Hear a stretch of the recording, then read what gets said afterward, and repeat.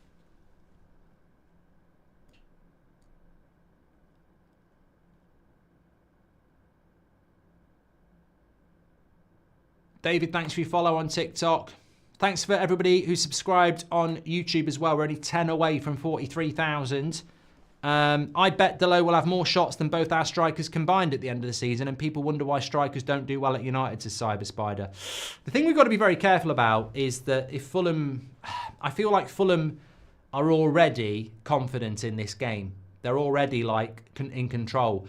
And that's my big problem. Oh, what a ball into Robinson. He's always a threat, and he's won a corner. No, he hasn't won a corner. We're the home team. You know, we're the home team. I think this is very good analysis. We are the home team, and after 10 minutes, Fulham are already settled. And that's... What's the point of a home game anyway if you can't use that advantage? Sociedad are losing 4-0 to Barcelona. Well, I don't know what that means for Thursday. I really don't know.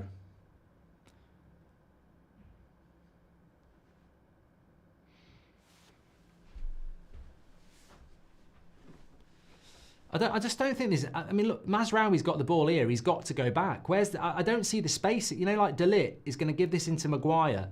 Where's the pass? I can see Bruno doing lots of pointing, but, you're just standing behind Pereira. Bruno McTominay. Like, you've got to show for the pass. That's a nice ball into Delo. Now, don't shoot this time. Into Ericsson. Good cross. Oh, Xerxes. Just behind him. Well done, Agate. Good winning of the back. Edge of the box, Bruno. Shoot! Shoot! Oh, good save. Leno goes for a corner. Yes. That was actually quite good. New Predator boots looking good on Yoro, says Nath Footy. And I bet... Thank you very much for that. Yeah, that was good play by Agate, and I think Bruno is right to get the shot off in that situation.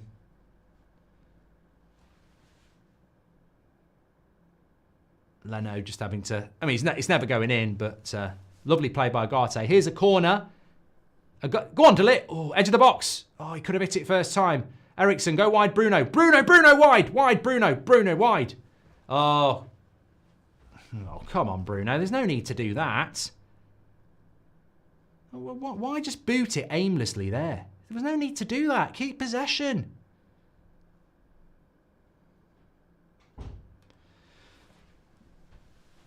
Still 0-0 at the moment. 12 minutes gone. We've become like City. Look at the empty seats. There are a lot of empty seats, actually. I forgot to look at that. There are a lot of empty seats. I mean, I still think there'd be good 70, maybe more thousand there, but...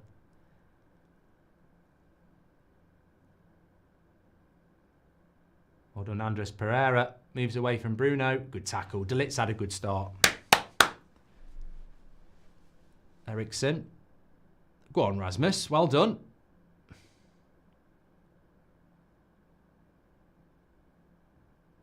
Oh, no. Go on, Ericsson. Why don't you do Twitch anymore? Marks is inside. I haven't done Twitch for ages, mate. I don't do gaming anymore. So that's probably the answer. Lord McFred says, how have we started? I'd say 50-50. Come see, come saw. I'd say it's been quite an equal start, really. Oh, Delo. Nice pass. Ericsson. Early cross. Rasmus! Oh! You can't argue about that. You can't. He's got to score that. You can't argue about service there. And it's Ericsson who provides it. On his left foot. I think he's got to score that. Oh no, it's actually a lot harder when you look at it.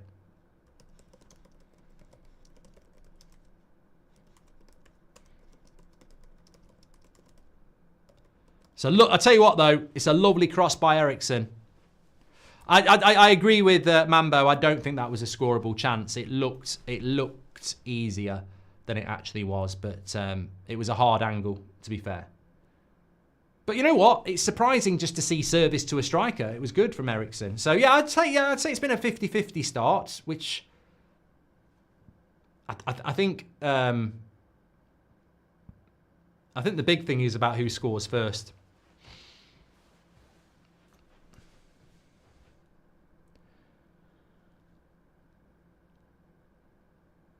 Thanks for your super chat, Inside Jobs, anyway.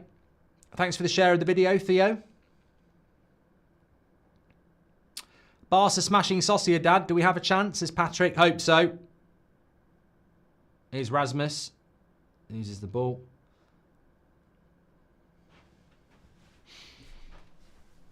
I don't think I could ever do the whole Rasmus thing again. Not after seeing that person who does the impersonation. Are you going to do GTA 6? Definitely, Bill. I'll definitely stream that. Because, oh, Bruno, for fuck's sake, mate. No, you're very late. You're very late. Like, you didn't need to dive into that. I feel like we've underutilised Eriksen. His legs are gone, but he's one of the few in our team who can create, says Nigel. I like Eriksen. I know a lot of you like Eriksen. The reason Amorim doesn't pick Eriksen is exactly because of what you said, Nigel. It's the lack of legs. You need to be... If you look at Amorim and you look at what he did at Sporting, mobility is... and intensity is really important. And obviously, Eriksen just can't deliver that. I think that when you listen to what Amorim said in his press conference, he said, I'm not ruthless with players that can't do what I want them to do, but try to. The players who can do it and don't do it, I'm ruthless with. So I think what he means there is the Casemiros and the Eriksens and the Lindelofs, I don't think he has a bad relationship with them. I just think it's like he knows that they'll do a job for him, but it's not the job he necessarily wants. And that's why he doesn't use them as much.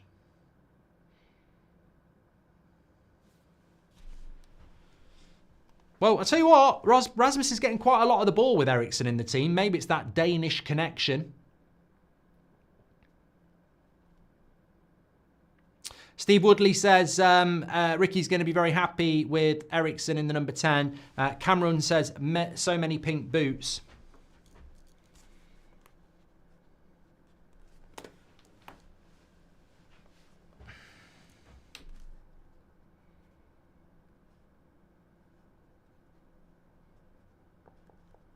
Lots of red cards. Actually, that's worth mentioning. We've had lots of red cards in the FA Cup this weekend, haven't we? The Mateta incident, the Cunha incident, the Anthony Gordon incident. So, I don't know why. It must be something in the water. Am I the only one who's over Bruno going bonkers at every decision? It used to be passion. Now it just feels like it's bad attitude. Oh, hey, Xerxes there. Come on. He needs to be getting a shout. Man on. Well done, Mazraoui. Good game comparing to the previous. Very enjoyable, says Mikel. Mark, name a better player in boots combo than Zidane and his gold predators at the 2006 World Cup, says the Gimp from Pulp Fiction. There you go. If you want to name a better boots combination than Zlatan in gold predators in the 2006 World Cup, let us know.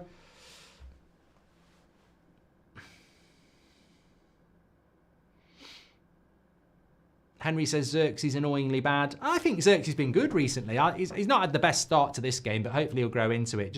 He feels like he's a bit off the pace. But I think in that incident there, he needs to get a shout. There's nothing more annoying than when you don't know what's going on behind you and people don't shout, man on, man on. It's like being in the sea and there's a big shark coming up towards you and there's a beach full of people that can see it and they don't say shark and you stand there going, and then the next thing you know, you're not doing that because you've been bitten off. Like, he can't see what's behind him. That's a shout from your teammates, man on. And then you know, I've got to get rid of the ball.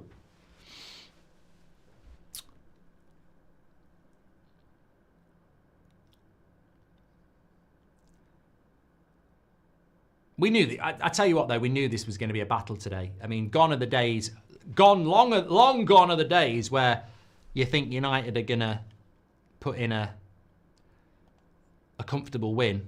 We'd all love one, but those days are gone. Beckham Adidas is goated. No one can do better than him, says HC. R9, Intermercurial's best boot combo, says Nath Footy. And Jackie Boy says, considering Bruno is hard-working, I'm surprised Amorim doesn't put him right midfield and Dorgu left midfield and have Casemiro and Agate in the pivot. I think good interception by Bruno. Look, I think we've got bigger problems than Bruno Fernandes at Man United.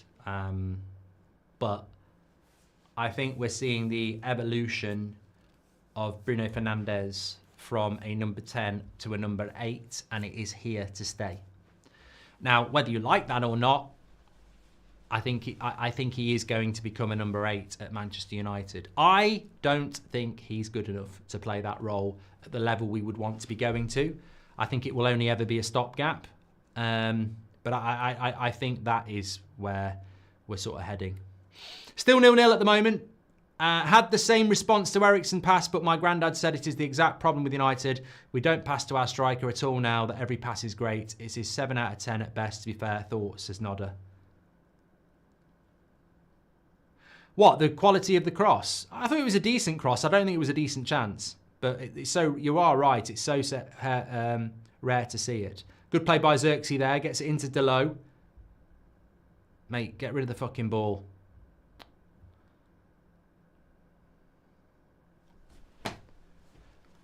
Why does he have to take so many bloody touches? He's infuriating. Why does he have to take 5 touches and try and take somebody on? Who told him he was Cafu? Cat poo? Why is he taking people on? You're a fucking fullback. Get it out of your feet and whip a cross in or play a pass. I'm fed up of him running at someone like he's a bloody winger. Like, you're not a winger. Have to shout out the Ronaldinho Tiempos combo at Barca, says Tyler. You've started something here, well done. I love that ball, by the way. I absolutely love this Mitre FA Cup ball. Every time I watch the FA Cup, I love this ball. I'm going to get it. I'm going to find one. Fulham had a Pizza Hut sponsor on their kit last time. I felt United would beat them comfortably in a game, says Tom B. And Mark, try to ignore Delo for your health. I know, Matty. I did say I was going to do that. Well in again by Delit. He's had a good start.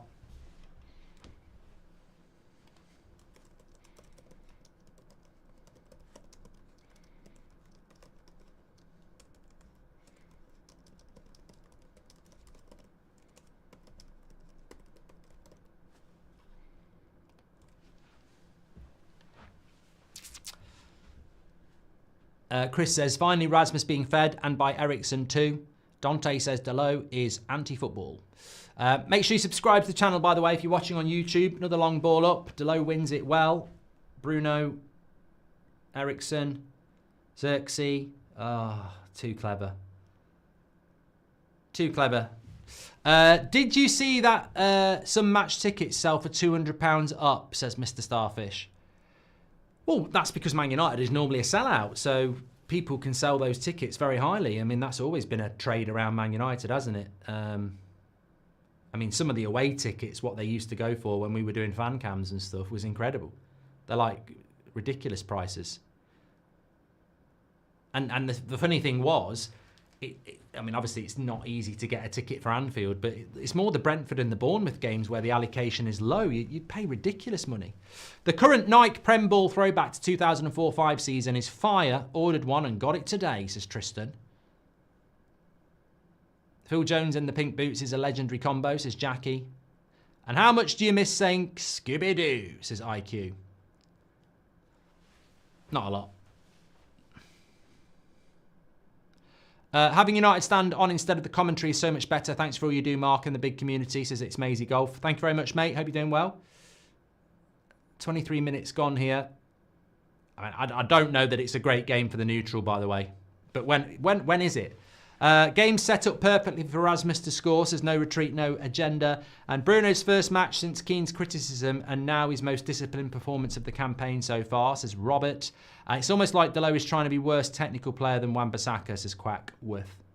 I don't really want to talk about Delo for the obvious reasons, but I've always been a big fan of his. I don't really understand what's gone wrong. I thought that playing for a Portuguese manager would be a Yeah, Bruno's getting booked. Oh, it's Agate. Agate booked. Oh, you don't want that. He did trip him on the edge of the box. I think it is a yellow. Yeah, I mean, it's a yellow card. I don't know why. I think he has to do it because it's he's running at the penalty box, but it was a bad pass by De Ligt. I felt like I'd jinxed him there. It was a bad pass by De Ligt that dropped Agate into trouble, to be honest with you.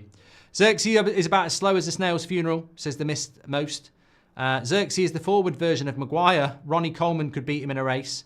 Sean Atwood and the missed most, giving Xerxes a bit of criticism for his lack of pace there. What was a harder watch, this team or Rangnick's, says Dante? I mean, the thing is, I like both managers, Rangnick and Amorim. I just think that they're blessed with players that can't play their system. But yeah, I mean, I like Delo. I just don't understand. I genuinely don't understand it. I mean, he was better under Ten Hag. They're the stats so far. Fulham more possession, but no shots. We've had 2 shots. Obviously, that Bruno one early on. They've not had a corner. Free kick into the wall. Anthony Robinson on his left foot. Ooh, caught it well, but very, very high and not handsome over the bar.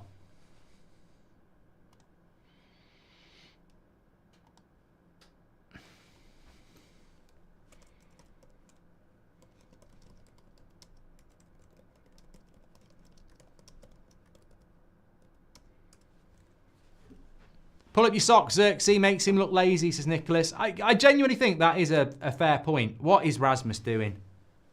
Why is he doing them flicks? I'm sorry. That is just incredible. I mean, we've won the ball back with Bruno, fair play, but why are you doing a flick like that when there's a simple pass? I don't get that. I don't get it.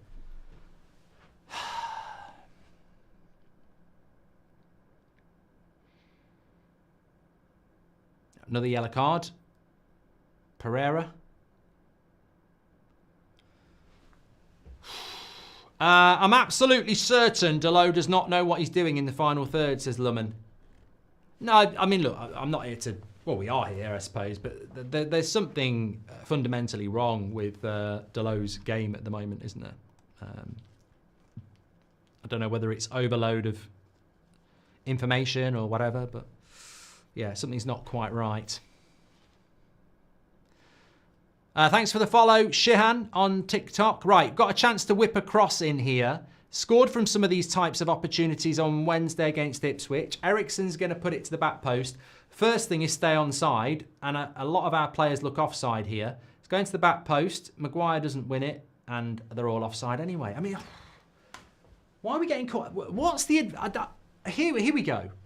What's the advantage of being in an offside position from a free kick?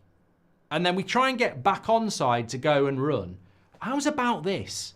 Stay onside before the free kick and then attack the ball. We get the amount of times we're offside from them free kicks and there's no advantage. Oliver Williams says, are you going to the Sidemen charity match? No. Not as far as I know. It's next Saturday, isn't it? No, I've not heard anything. Does Onana need replacing in the summer, and who would your choice be? Says James. Mate, I can't. You know what it is? I just can't put myself through that emotional turmoil of knowing we haven't got any money, and then even speaking the words, "This is what I'd do," because I think then subconsciously you actually start to think there is a chance. There is no money to replace Onana. Favourite football kit, football moment of all time, says FJ. Favourite moment of all time is you're never going to beat 99 if you were alive in the new camp. My favourite football kit is the 93 Man United away kit.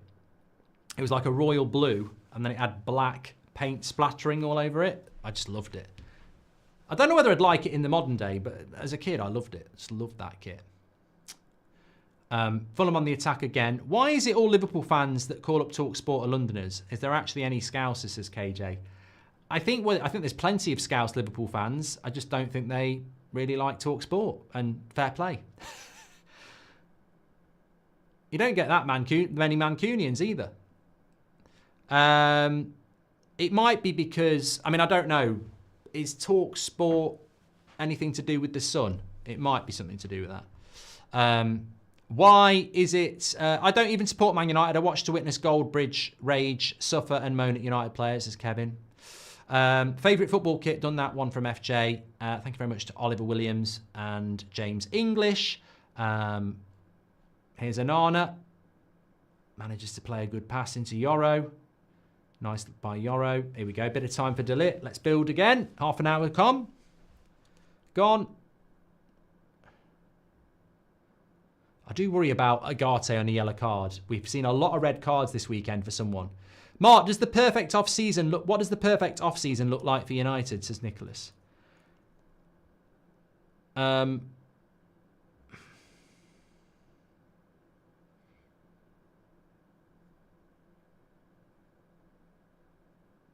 Well, it's got to have Champions League football in it. Nicholas, I mean, look, the perfect summer transfer window for Manchester United is buying about 8 players and selling about 5, but that's not going to happen. So, I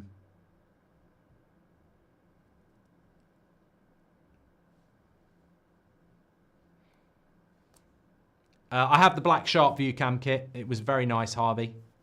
I'm feeling a game winner from Hoyland today, says Ryan. I don't know. You're the second person to say that. I genuinely don't see it. Soccer fan and TKKK, thank you very much for your follow on TikTok.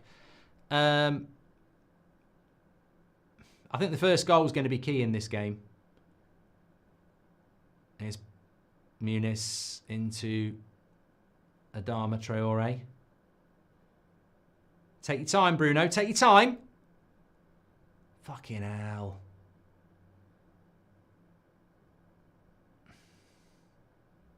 Fulham come again. Lovely play. Lovely play. Can't knock it. Watch the overlap of Anthony Robinson. We've dealt with that quite well so far. We all know have tears in our eyes because we're stuck with an Arna. If you know, you know, says James. Nice ball out wide. Adama Traore again. Jack Moss on TikTok says, if United get eliminated from the FA Cup, do you see United winning the Europa League? I think we have to. Oh, just look at Maguire's face there. I've got to applaud. You're my man of the match here, Harry. I mean, Cross comes in. And Maguire, oh my God.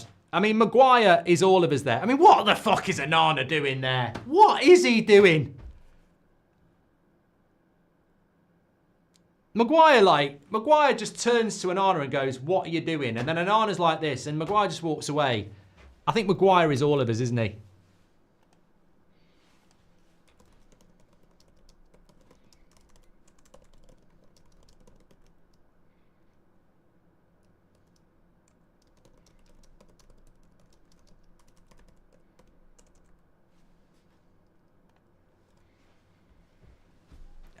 I don't have the audio on. You don't need the audio. It's just Maguire's face is every Man United fan. He's sort of like,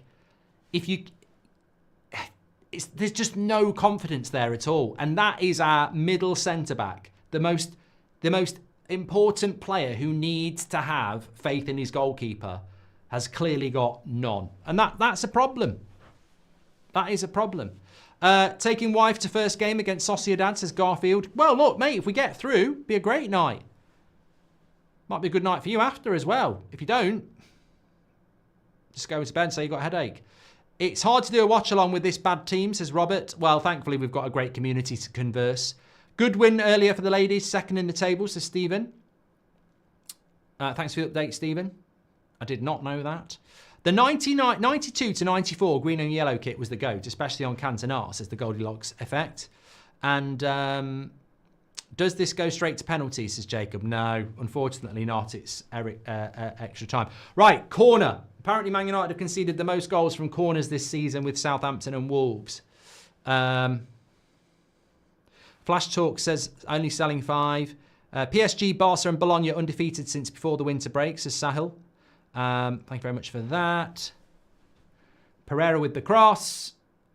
And Anana catches it. Wow, that's my keeper. Give him some applause there. He catches the ball like he's got sellotape on his palms.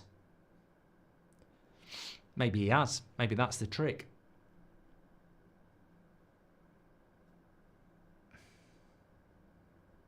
Using Arna. He's just going to boot this. Well done, Xerxes. Oh, no. Fucking hell. Right. Wide right. No, it's not on.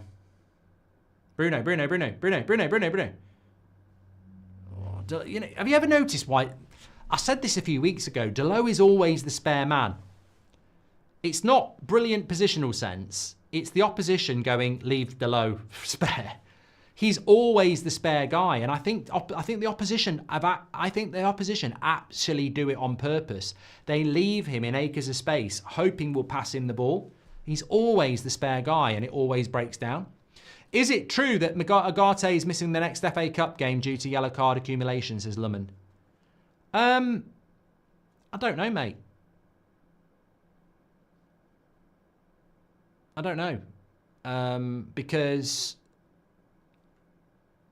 I thought that, well, if you get a red card, he'd miss the Arsenal game, wouldn't he? So I don't know how that works. Bruno is trying the long pass. It's very annoying, says Jide. Good win earlier. Done that one from Stephen. Thank you very much.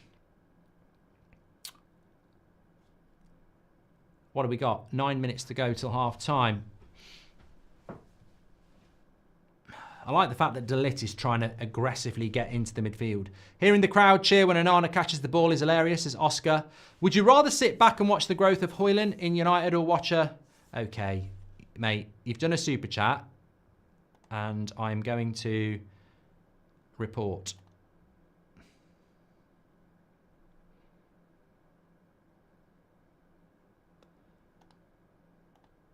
So I hope you haven't used your own bank details, because it literally takes 3 clicks to report your racism, mate. So well done, and I hope you get a knock at your door. You're racist. Did you watch Erik ten Hag's interview in Dutch? Interesting, says Hypo. No, I didn't. I saw the interview. I saw the interview this week. I don't know whether that was in Dutch. What a goal. Should have been a goal. Now, this for me is going to be on Eriksen or Bruno, and it's exactly what I've said about playing players that can't play midfield. Because Lukic is a midfielder. It's got to be Bruno.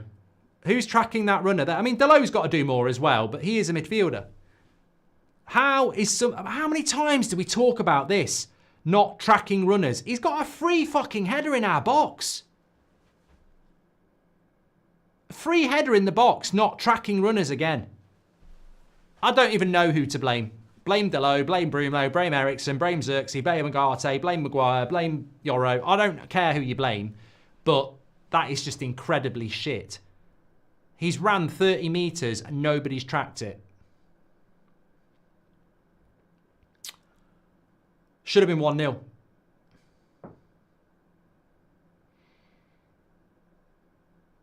Oh my God. That's going to be a corner. I think this game probably, our best chance is going to come from set pieces, isn't it?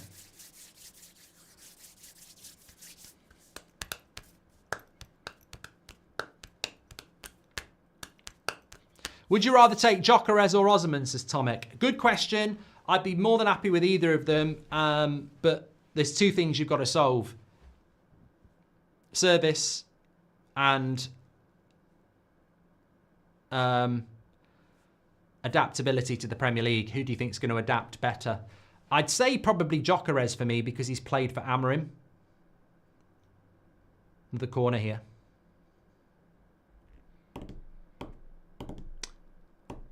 I think, look, I think that chance that Fulham had is probably on Delo because he can see the runner and he's not marking anybody. So I think he's got to go to it. But I don't know where Adama Traore was.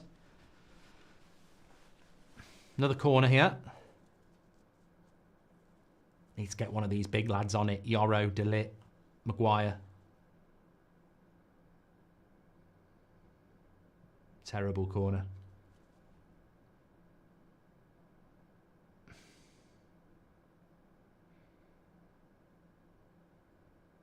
Well done, Agate again. He's done well. Give a simple pass. Well done. Good play.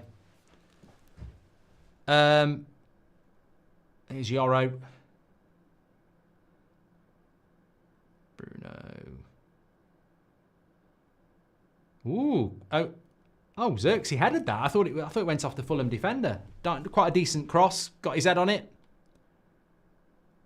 Agate and Delit, man of the match for Jacob. Let us know your thoughts.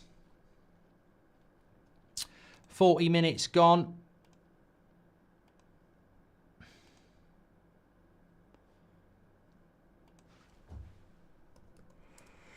I'd say I'm not massively unhappy with that half, because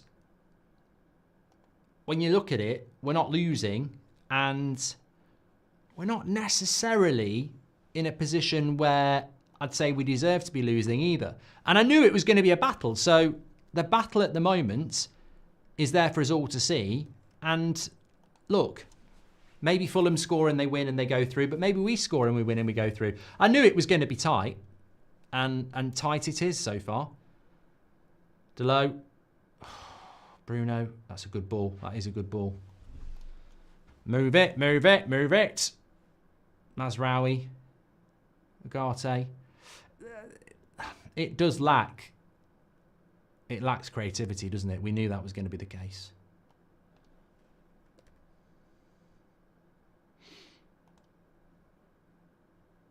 Lack a bit of pace as well. There we go. Pereira. Yoro's going to keep up with him there, surely. Well played, Yoro. He's had a good game as well. Yoro's had a good game.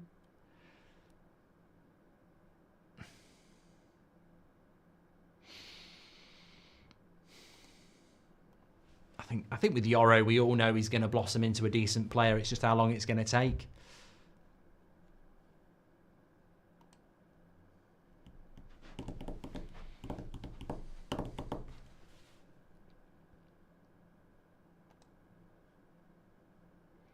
What's your issues with the team? It's slow.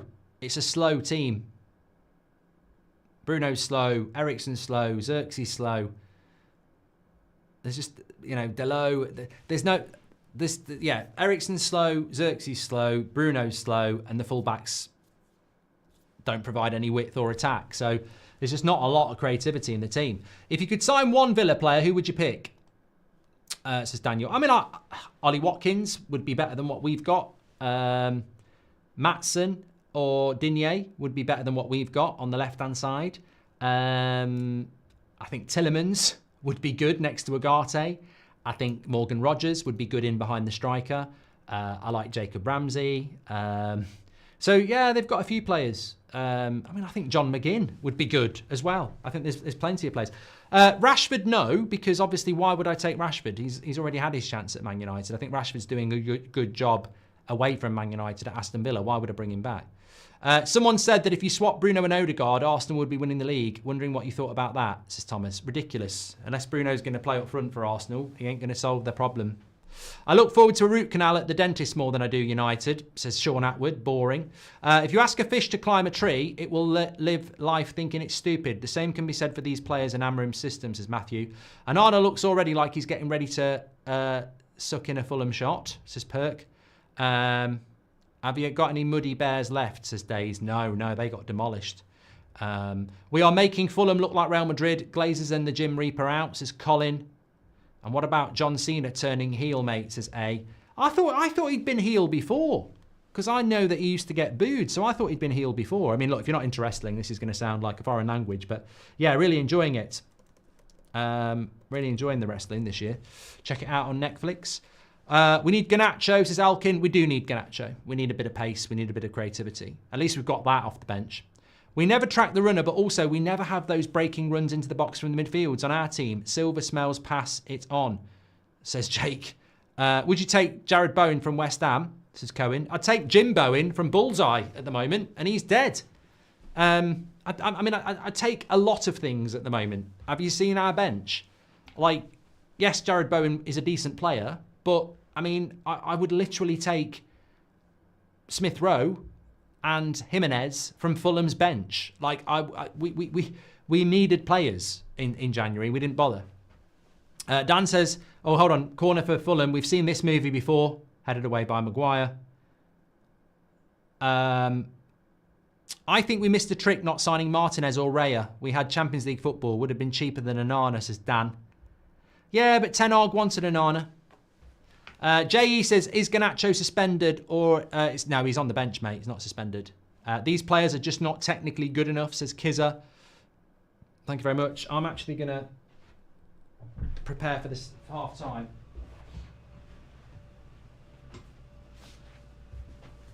And sit down. It's a corner. If they score from this... Oh, for fuck's sake. I can't believe I've gone and sat down and they've scored. I've been stood up all half. I sit down for half time and they score a goal. I truly have been sat down. I can't believe it. If I'd stayed standing up, I don't know whether they would have scored. I can't believe it. From another bloody corner. We're top of the league for goals conceded this summer. Look, you've got to wipe your own arse. We're Manchester United. In life, you've got to wipe your own arse. And in life, you've got to deal with corners. Look how slow we are to react. Look how slow Onana is to dive. Look how... It's incredible. He's never saving that, to be fair, but it's such a bad goal to concede again. There's just, oh, for fuck's sake, mate. I despair. I really do. I really despair. Literally sat down right before half time. Right on half time.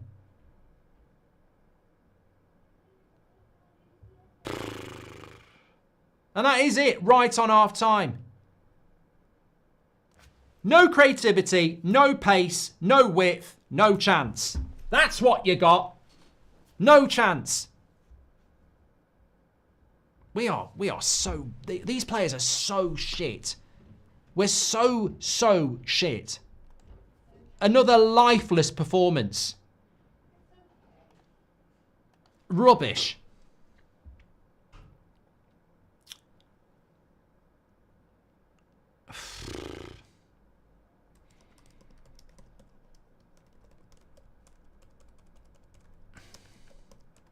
Well, get your thoughts in. It's half-time. United are losing at half-time, 1-0 to Fulham. And I think it's going to be a long way back. Look, this is not systematic. It's got nothing to do with the formation or the system. Call it out for what it is. It's the players. I mean, this is just simple stuff. I don't care whether you're playing a 3-4-3 or a 4-4-2 or a 4-3-3. Those players are not good enough to wear the shirt of Manchester United. And they prove it time and time and time again. There is no speed in that team. And in 2025, you can't be a team without speed in it. There is no speed. There is no width. I've seen nothing from Mazraoui down the right-hand side. I've seen nothing from Dalot down the left-hand side. Bruno and Agate are not going to move into the midfield. Eriksen and Xerxes are too slow. Rasmus has got all the confidence of a shy squirrel, and it's just not going to work. I genuinely looked at that team with you before the game started and said, no width, no speed, no creativity. And lo and behold, no width, no speed, no creativity. That's the problem. You can read this team like a book, and look, what else could he do? I mean, if Garnacho's genuinely get a knock, you can't start him, but you've also probably got to drop him as well. But it's such a crap goal to concede. It's too easy. They win 2 headers. First header, second header, it's crap. You know what? You can look at Mazraoui and you can blame Mazraoui, but that first flick by Muniz, it just shouldn't be allowed to do that. Somebody should be in there to clear that.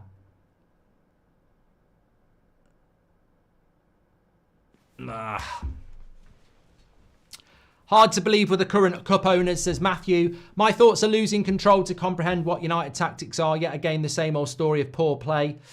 Surely that can't be Bassi. Surely that can't be Bassi, says Peter Bissett. We're absolute dog shit, bunch of ex-footballers, says Mario Franco. You made me bet 80 quid on Fulham to win, thanks, says Zach. I'm the super chat Nostradamus, says Perk. Any of the media pick up on the 10 questions, Mark? No, Ian. We're rubbish, not surprising. Our level is Ipswich and it shows, says D1. De Gea would have saved it easy, says Tusha. Look, they should have scored from that chance where we didn't track the runner anyway. They're just showing it now. Can you remember when we wasn't so shit? Another game of mediocre bullshit. Absolute snorefest again, says Jay Harris. Ganacho in, says Kawiki. What does we're Manchester United mean? You're not that club anymore, says Joey. And it's all good, Mark. This is our game and we win this, says Vihan. Ineos and the Glazers, but Amorim is not the one for us either, says Hosni. We really need a flair player like Ganacho to create a moment of brilliance. Concerning that we've only got one such player in our team, says Armin.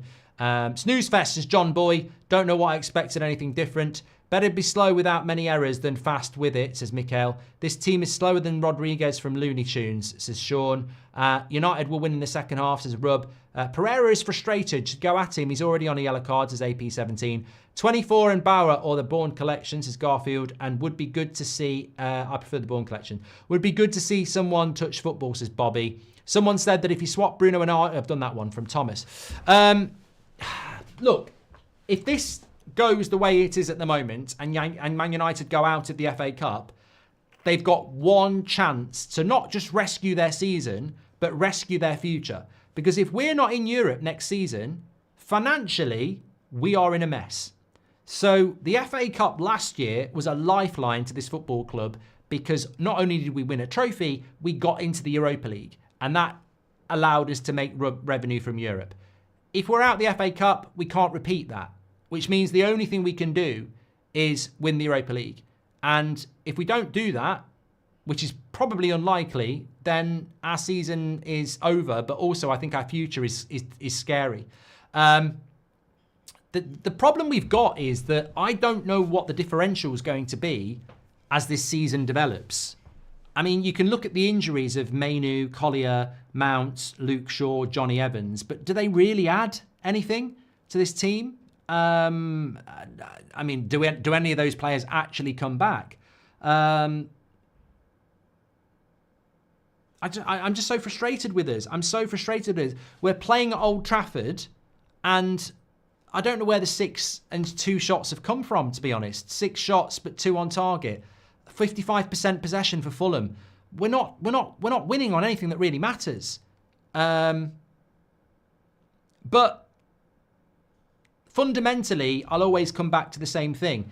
This is on the players not being good enough. Simple as that. Would you put Obi Martin on? Well, he can't do anything. He can't do any worse. Can't do any worse, can he? Please do subscribe to the channel, by the way. We're getting close to 44,000. Bottom right-hand corner to subscribe. We've got the match reaction straight after this where you can do the player ratings. I'll speak to that in a minute. Fan forum in Manchester after that. Morning show at 10 o'clock every day. Get involved with the United Stand. Thank you very much for that.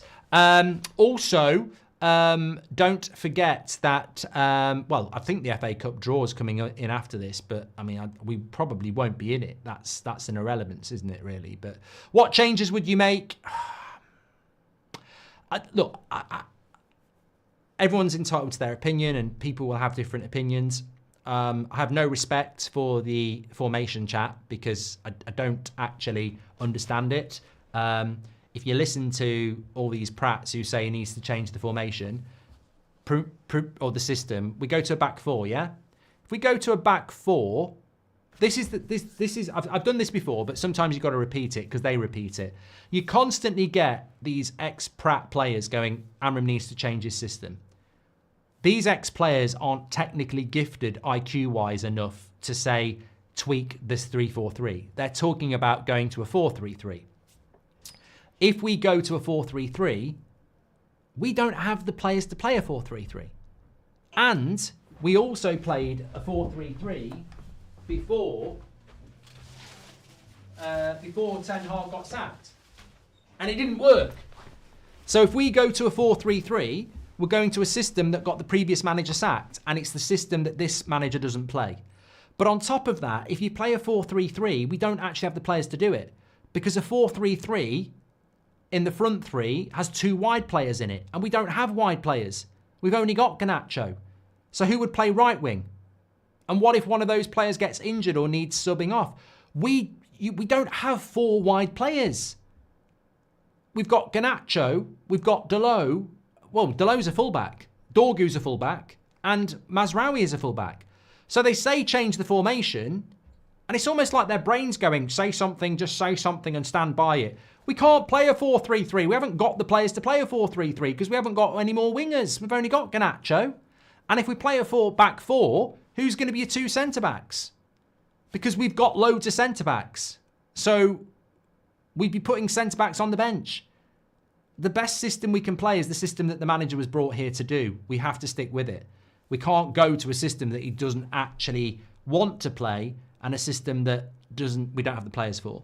I hate this season, says Marlowe. Worst Premier League season in ages. Liverpool already won it. 3 relegations already decided. No excitement left, says Marlowe. Manager's job is to improve the team. It's as simple as that, says De Burker. No, it's not. Where was that? Where did that get written down? No, it's not. It's the owner's job to improve the team. It's not the manager's job. The manager's job isn't to improve the team. The manager's job is to come in and work with what he's got. And if you aren't given things to improve, how are you supposed to improve the team? I think this Manchester United situation is very easy to read, mate. We said to Amorim in November, it's now or never. Amorim said, I'd like to take the job in the summer. We said now or never. And then we gave him the squad that Ten Hag failed with. We didn't give him any of his own players. So how is he supposed to improve the team when it's not his players? I disagree with that. Ten Hag at least won something. Amorim ball, says Tech. Yeah, with his own players, with about £600 million spent, wasn't it? So yeah, well done. Let's give Amorim half of that money and let's see what happens. Thank you very much, Marlowe. I do think having Martinez, Dorgu, Ahmad and even Mount back, we'd be winning this easy. In terms of player movement, actually a lot better up to 30 minutes, says Caleb. Mark my words, we're going to bounce back, says Paul. Rohit says, I'm not seeing any short pass, not able to break the press, not creating any chances. Boring. When will they stop the long pass? Frustrated, just play basic football. Do you think we will go on that was from Rohit. Fanuel says, do you think we'll go on a 10-year drought? I can only see things getting worse if we go out of the Europa League and the FA Cup. Alex says, I live in Thailand. I cannot be asked to stay up and watch this crap anymore. I'm sacrificing my sleep and therefore my life for these rich sods who can't play fucking football. Thank you, Alex. I'm sorry to hear that. We won't win any cup. We are going to be a business club buying young, hoping to sell high. The club is dead since Sir Jim's bailout, says Mud. Rangnick warned us. This is open heart surgery, says Herman. None other players are good enough. Poor recruiting from the club. Just don't see how people can blame the manager, says Jay. Caleb, welcome to the Members Club. Players can't get the basics right and Arna is heavy, says the Bonk. And anyone that says it's Amorim's fault is crazy. He's been given a team full of players with no motivation or legs. You can't expect anything of him, says Fire and Ice Gaming. And Ericsson may not have the legs, says Thomas. But he's the best of the lot. That speaks louder than anything else. Team is crap. Says Thomas. Why was Mourinho era at Man United our best year and then we went on a downfall, says Alex. And Sack. Okay, we're not read that. With 50 million, who would you buy from PSG or Bologna? I'm not answering that, Sal. I'm not interested. You either watch the show or you don't. I'm not hypothetically spending money we don't have because that's why we get distracted. If you had 50 million, what would you do with this? If you had 100 million, I'm not going to think about it, mate, because we haven't got 100 million. We haven't got 50 million. And 1 or 2 players is not going to change the course of this football club. It needs the open heart surgery that I don't think the club can actually provide. So I can't honestly spend my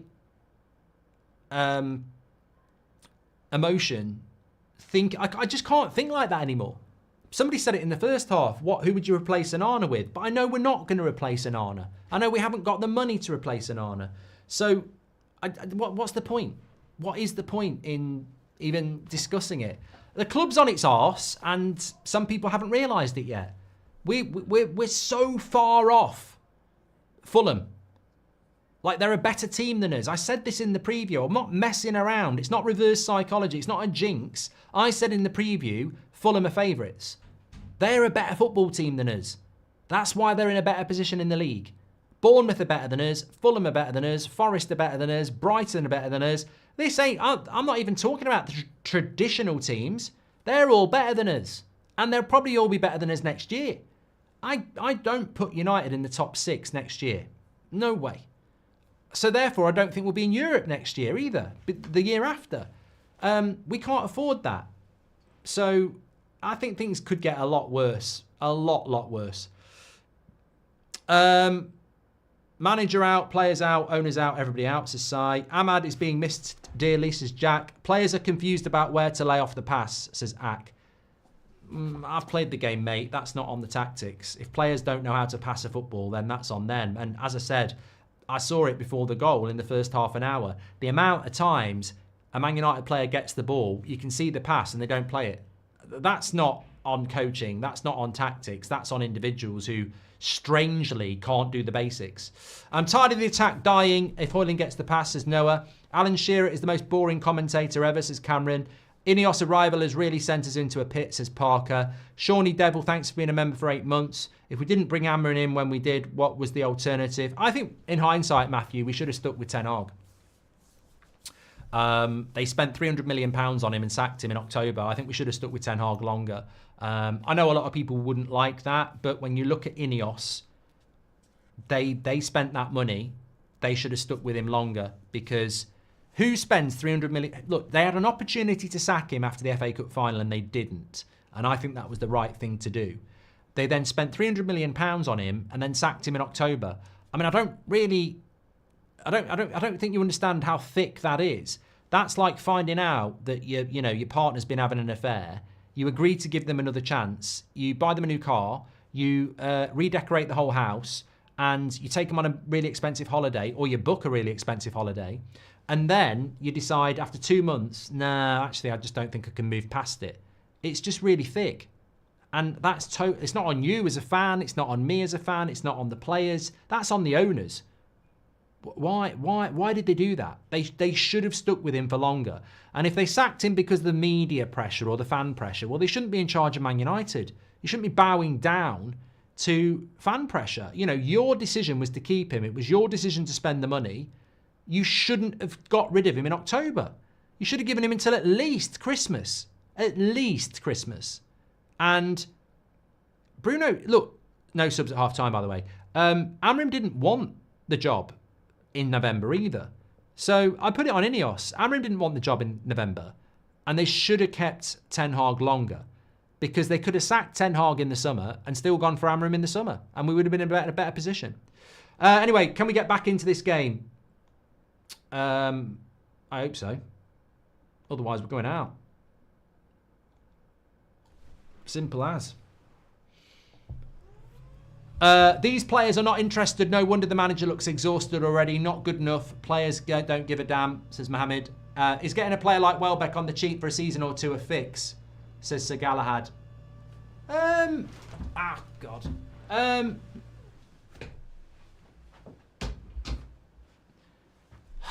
I mean, look, Danny Welbeck would be a welcome addition, as would any forward at the moment, but I still think people miss the principal point that in this team, where's your width? Where's your pace in behind the striker? Where's your creativity in behind that striker? I don't know that Danny Welbeck would be getting 3 or 4 big chances a game. Sloppy first feels like a pre-season friendly, says Dineen. Graham, thank you for being a member for 64 months. Hellfire, welcome to the Members Club as well. Onana was laughing with Bassi in the tunnel. Speaks everything about our players, says Ibrahim. And what do you reckon is the single most important thing United must do in order to bring back success? Get rid of the owners, Alex. Yeah. Another corner here for Fulham. Amorim has the tools from a gardener when he is a farmer. They are not the level he is used to. Not saying Fulham have the best, but they are his tools, says VD. J. And hi, Mark. If you had 48.89 million, who would you buy from a club beginning with B? Says Swish. Mark, when Amorim came in, we didn't expect us to be 15th. I expected to be lingering around 6th to 10th, like Ranić, being very disappointing, says Arfoot. Benny, thank you very much for the follow on TikTok, and Tizer as well. Appreciate that. And Lally as well. Another corner for Fulham here. Close your eyes. Oh, Garte has cleared it.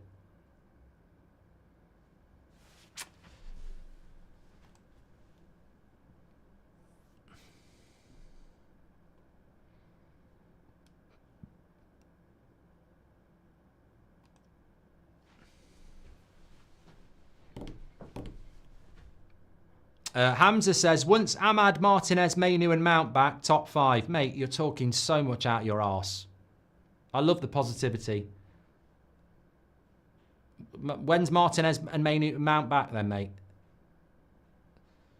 I wouldn't trust us. I tell you what, Hamza, you know what I would say? I wouldn't trust us to ever be in a position when them 4 players are even on the same pitch. I think the chances of Ahmad, Martinez, Mainu and Mount actually playing a game together for Man United is less than 25%. I don't actually think there'll be a time when all 4 of them are fit together. There you go. Let's see if that actually ever happens, that Mount, Mainu, Martinez and Ahmad actually ever start a game together. Because I think that's the problem. I think we've got good players that won't be fit.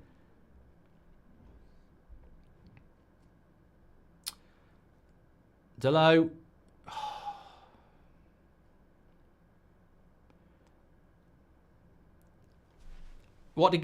You're right. Right, Bruno gives the ball to Delo. There's an opportunity to put the cross in first time with his left foot. Puts it onto his right foot. Puts it back on his left foot to cross it. I mean, I can't even replay it. I'm sure that's what he did. He could have crossed it first time with his left, moved it to his right, and then moved it back to his left and crossed it into the Fulham player. Can't cross, won't cross with Delo. Used to be can't cook, won't cook with Ainsley Harriott. Join us weeknights at 7 on BBC 2 for can't cross, won't cross with Delo. Fulham is one of the hardest teams for this Man United team to play against. They're super physical and it takes sweet time to do a 5-yard pass, says Pantels. Bit harsh, but we should cash in on Xerxes and get another striker, says Jack.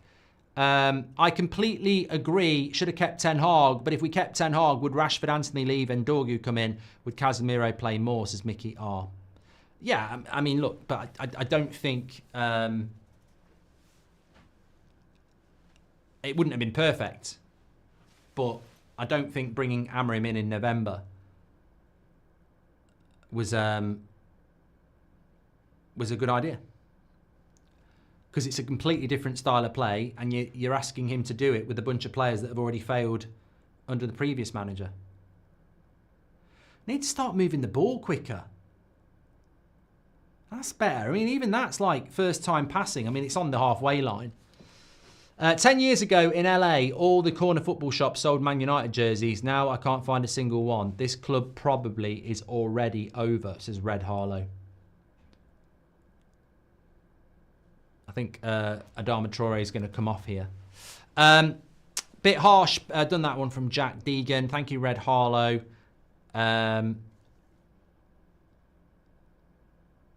It's not just that they gave Ten Hag 300 million. It's that it's the last 300 million, which is terrifying for Amorim in the future, says Perry Smith. Brand says, at what point do we say United are just cursed by the football gods and it's no one's fault? No, but mate, we don't. Well, maybe you say that. I don't think many of us say that Man United are cursed. I think many of us say the Glazers should have sold and fucked off, and then things would have been a lot better.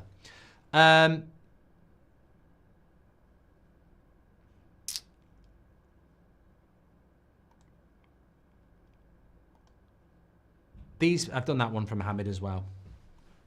Adama Traore is down injured here at the moment, so we've just got a little bit of break in the game. Just while we've got the break in the game, by the way, player ratings, always very interesting. We've got a new system for our player ratings now. It was getting a bit silly, like they were getting sort of scammed by outsiders who were just doing lots and lots of stupid votes. So we now have a sign-up system. All you got to do is scan that QR code or go through the link in the video description or the live chat.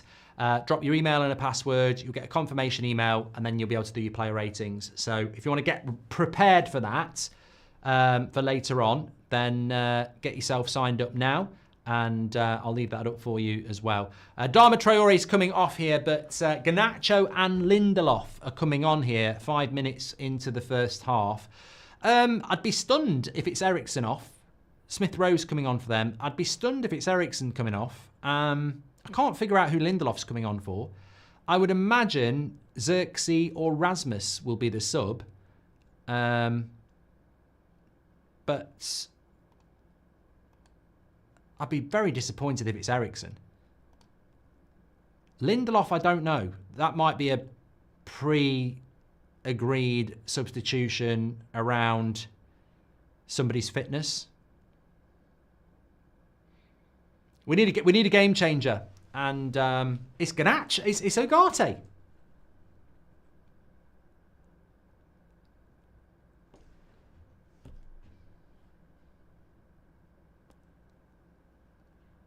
Ugarte off is odd.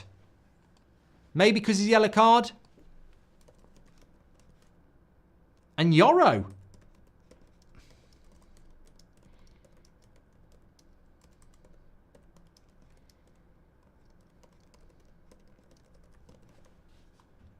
Well, I don't know about that. Ugarte on a yellow card. Rob Congo says, Rock of Gibraltar is the trigger for today's situation. Yes, this was the horse that Sir Alex Ferguson fell out with 2 United shareholders over. Sir Alex chose to visit Victoria Falls here in Zimbabwe this weekend instead of attending the match. Now I understand why. Hoping for a comeback, says the K-Stone. And not defending the owners, but I'd rather Amorim came early to assess the players and decide who to sell, keep, instead of not having enough time in the summer, says Sheriff. Results-wise, we would have been better off with Rude for the rest of the season, says Ray. I don't think you can say that, mate. How long was that Rude honeymoon going to last, realistically? We've gone downhill ever since our tour for our third kit last year, says Quackworth. And do you think Man United are better off with Ten Hag, says Kian?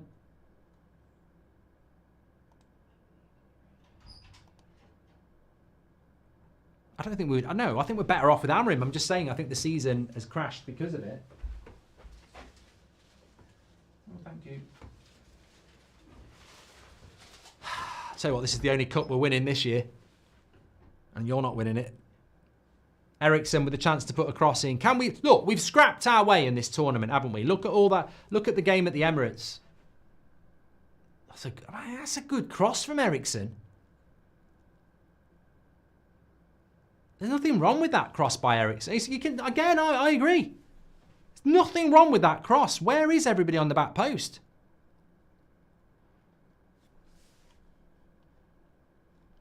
Garte gave away the header in the yellow card, says Robert. Do you think he'd sub him for that, Robert? I know what you're talking about. You're talking about the corner, aren't you? I mean, it's not like... I mean, I could give you examples. Look, De Ligt's had a good game, but he gave away the ball that led to the Ugarte yellow card. Everybody's made mistakes, but I actually... Oh, Lindelof's just made a terrible mistake there. Weak.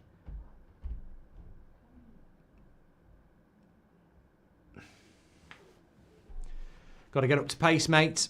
Play the under-21s, says Benjamin. Shake of the head from heaven, seeing Linda shit. Come on, don't blame him. I'd be back off to Arsenal after that, says Callum. Viking Crypto Warrior says, we would have been better getting a low IQ manager to the end of the season like Allardyce if they were not prepared to invest in Amorim. Thank you very much for your super chat, mate.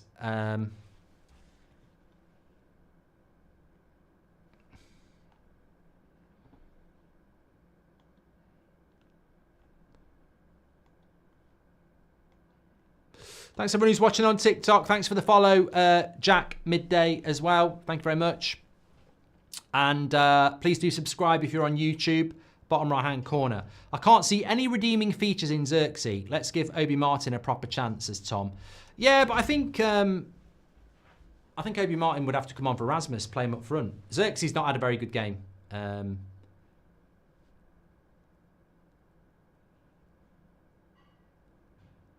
But it's a necessity, isn't it? As I said at the start of the game, would Rasmus, Delo and Onana really be starting if we had alternatives?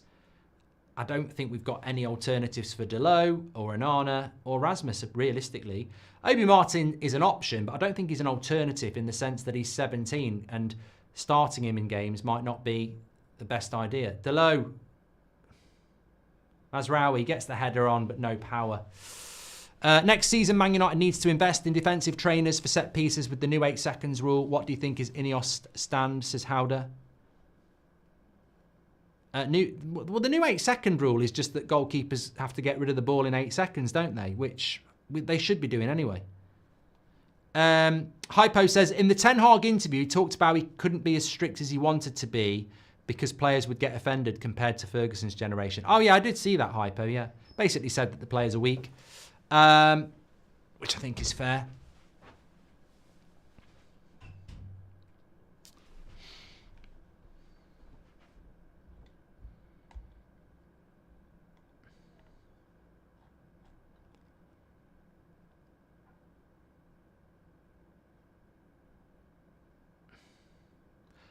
King Jerem, thank you very much for the follow.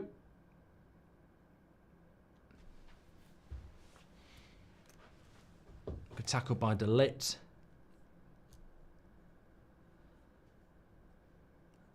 Joseph Woodhouse, someone said Sam Allardyce is low IQ. Well, it's low IQ football, mate. You might want to do some research on Sam Allardyce. Didn't do much on the training ground at all. It was all motivational stuff, win the second balls, etc.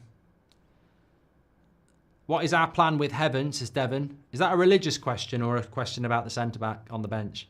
I mean, look, he's a young lad, mate. I think the reason we're not using Obi Martin or Heaven is because they're kids and Amorim probably doesn't feel like they're ready or it's fair to throw them into this situation.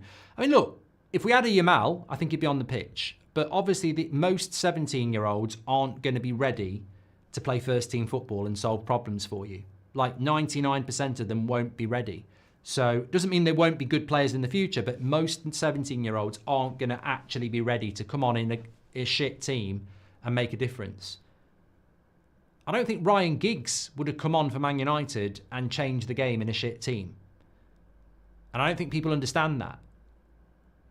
Wayne Rooney in that Everton team was capable of doing it, but not many people are, and maybe that's why Amorim's not using them. Can you wish my fiancé Josh a happy birthday for yesterday, says Zoe. That's a nice message. Happy birthday to Josh if you're watching. Wonder which player United's going to get linked with tomorrow, says that monoxide poison. Oh, yeah, 100%.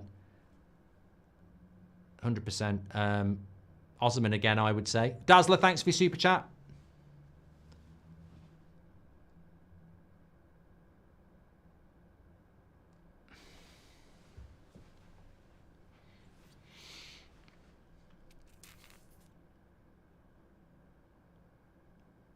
No, it's still low. Give it to Garnacho. Go back to Lindelof. That's intelligent. Right, move it across to De Ligt. Yes. First time into Ericsson. No, goes wide to Mazraoui. Come back to De Ligt. Come back to De Ligt. Come back to De Ligt. It's going back to the halfway line, look. We're 1-0 down, lads. We can't slow build up. Oh, the ball to Delo. The dreaded ball to Delo. Oh, it's Garnacho. That's all right. Does well. Overhits the cross. Goes out for a throw-in. Been through a bad breakup on Friday. Any advice? Is Ella. Grieve and then get back on the horse, Ella. Not that horse. Get yourself a new horse and get on it and ride it. Not like that. What I mean is, when you fall off the horse, get back on it when you're ready. If you're bruised, let it heal. Boring, says Aldo. Standards are on the floor. The manager shouldn't be immune to criticism. Goldilocks says, as someone who has gone through the rehab twice, detoxing is the most painful part, even if it takes 2 more years. Amorim is doing what needs to be done. There are no shortcuts. That's a good point, there aren't. I don't know why Bruno's shooting from there. And so it begins. The desperation.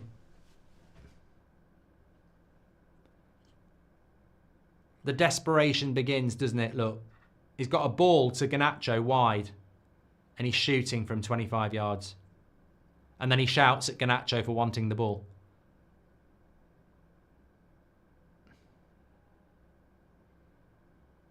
Garnacho was free on the edge of the box on the left-hand side, and he decides to go for a worldie shot. Is there any point in Rasmus? Says Shane. Do you think we'll improve over pre-season, or with lack of quality players we'll get worse? And Bailey, the only way to improve is to change the squad. You're not going to polish a turd. Like, I don't know why people think that we would.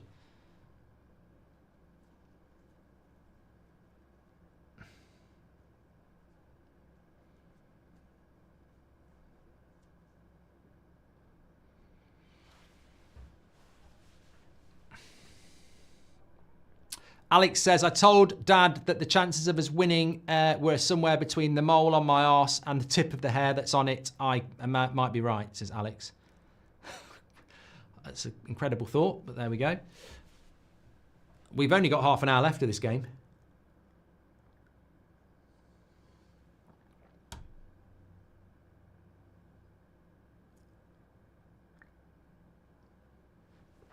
Oh, fucking hell. I said I'm not going to speak about Bruno, so I'm just not going to say anything. 20 years of the Glazers become terminal, more focused on marketing than results on the pitch, says Shotgun Justice. Soon, talented teenagers who weren't born when we last won the Champions League will want to develop elsewhere, says Avi. Fulham on the attack, Anthony Robinson, Smith Rowe,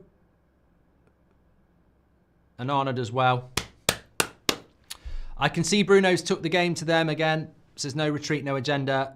Would you personally keep Bruno as captain, says Alnott? There's nobody else. There's nobody else to be captain, if we're being honest. We'll never progress as long as we have a goalkeeper that slips goals and a captain that keeps on playing long balls, wastes passes, shoots and blames others, says Sheriff. I agree with Neil Mackey, one of our members in the chat. He says if Fulham score again, it's all over. I'm convinced that watching United games now should be seen as capital punishments, as Z3 music official.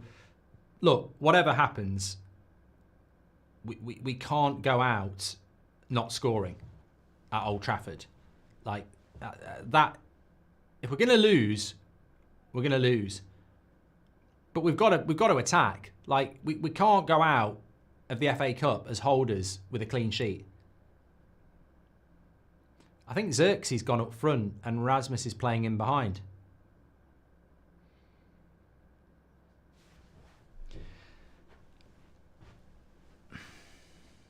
Hate watching Manchester United, seems like a choir nowadays, says Draft Talk.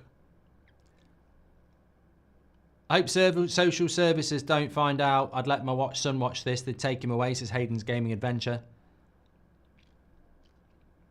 Brooks, thank you very much for your follow. And Jesus145. Danny says, is the season over if you don't get through, or do you think you'll win the Europa League? I mean, the Europa League is more important than the FA Cup. And to be fair, Fulham might actually be capable of doing well in the Europa League. So, look, it's not all over, but it's a one-shot lottery and it's unlikely. Could De Ligt be captain? He was at Ajax as Rob. I think he needs longer to settle in. De Ligt could be captain next season, says Nath Footy.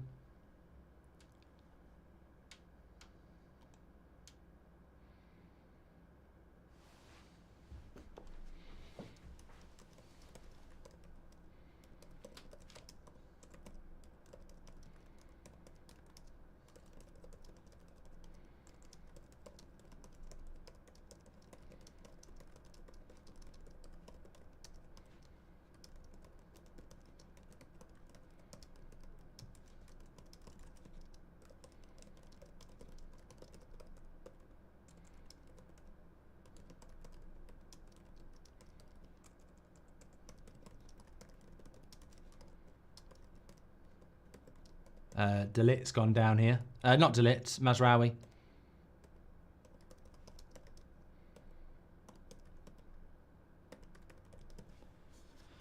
I was just putting a tweet out there, basically. I thought the game was still going on. look, what I was basically saying is that when you think back to Ten Hag getting sacked in the games before he got sacked, very similar. Different formation, different system, but very similar performances from the same set of players. Below average. I mean, we're going to do the player ratings, obviously, after the game, but most of these players were playing for Ten Hag at the start of the season, and most of them were putting in the same performances. Below average. And here we are with a different manager, in a different system, putting in the same performances. It's not like... obviously, you get the morons obsessing about the formation, but we played a different formation for the first 3 months of the season, and we had the same individualistic performances. They're just so bad. They're so bad at creating chances, at moving the ball at tempo. I feel bad for people like Maguire, De Ligt, and Yoro because they don't have anything to do with the attacking sense of the game. They're there to defend. Casemiro's coming on. Obi Martin's coming on. You got to do it. Rasmus is coming off, and I would imagine Eriksen.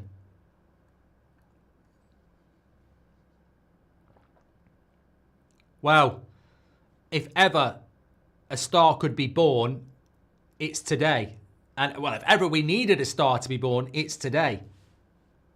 Eriksen off and Højlund off. I mean, I agree with the Rasmus one. I don't know whether I agree with the Eriksen one. I mean, you could take off Xerxes and Rasmus for Obi Martin. He'd probably do a better job than both, but he's quick, he's big, and let's hope he can give us something. We've got to get something. Just get some chances, you know? Create something. But here's Pereira up against Lindelof. I do not like this. Lindelof is fallen over. Brilliant by De Ligt. Brilliant by De Ligt. Lindelof slipping on his own ice there, but not De Ligt. Yes, that's it. My man of the match so far. Hoping for another. Mazraoui's fasting, that's why his energy's a little bit low, says Zaid. He just put something in his mouth. Don't know what it was. I mean, look, let me know. I know it's Ramadan, but he put something in his mouth, didn't he? Cheeto scores, says Louis. Top youth players need world-class players to develop. Ineos's failure to invest in the club will cost players like Meno and Garnacho their futures, says Purse. Do you think Fernandes will leave if we don't get European football, says Jack? I don't think Bruno's going anywhere on 300 grand a week. Nathan says Ramadan Mubarak, and it's amazing how little change there has been since the dark days of Ten Hag, says Greg. I support Chelsea but love the commentary on here, says Forst. Longing for the days when our clubs were peak. Wonderful football to watch back then. I think you're further ahead than us, mate. At least you've got that. Benjamin said, I wish the Glazers would do one. And Stephen says it doesn't matter what system, where's the effort? And Cinema Drunk says, I like Robbie, but I was shocked that he thought Bruno and Odegaard were comparable.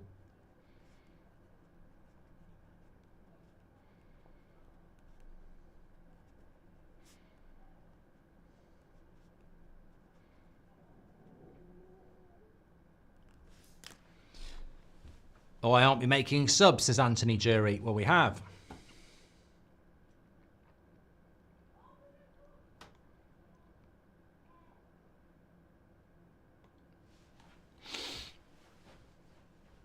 Well, 1-1! 1-1!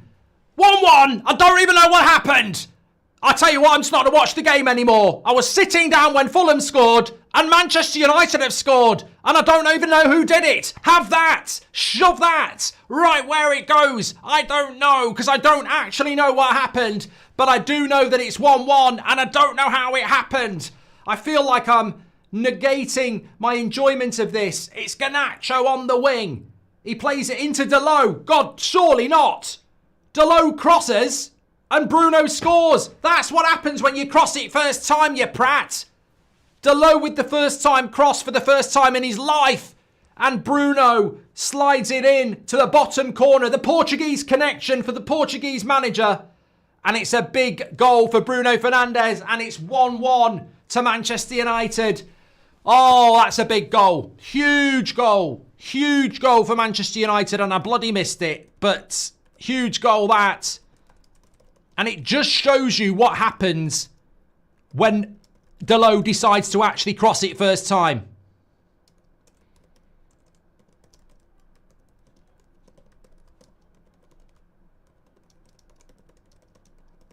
Right. Oh, lifeline.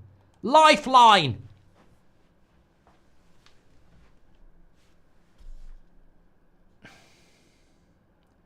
Never sit down again, Mark, says Lucy. And LJ says the need to start to be born is an example of Obi scores the expectation and it will go so high that if it was a bad game, he'll get badly slated, says LJ. And I've got no problem with Amorim or his system. The problem is we have players with low IQ, a lack of adaptability, and worst of all, they lack willingness, says Andy Atherton. Look, I think that, clip me up on this, listen to this, agree with this, disagree with this. I don't care. But football's a very simple game, and you can talk about systems and you can talk about tactics and you can talk about formations, but quite simply, we've all been watching the same Man United side for weeks, and we've all been watching Dalot on the left or right hand side take 3 or 4 touches and put a shit cross in. And there he is, putting a first time cross in, Fulham aren't sorted, and Bruno benefits. That's not tactics. That's not formations. That is De Ligt blocking it again. That is one player not doing his job. And then when he does his job, we score. So who's at fault? The system and the manager, or the individual player that doesn't do their job? Dalot's not been doing his fucking job. And then he does his job and we score. So you applaud Dalot, you applaud the finish from Bruno, and Man United are back in the game. But you don't applaud Amorim. No one's going to applaud Amorim. But if we do lose that game, it's on Amorim. And this is what annoys people. It's like, if we lose, it's on the system. If we score, Bruno, Dalot. But so why is it the manager's fault if we lose, but it's not the manager's fault if we get back into the game?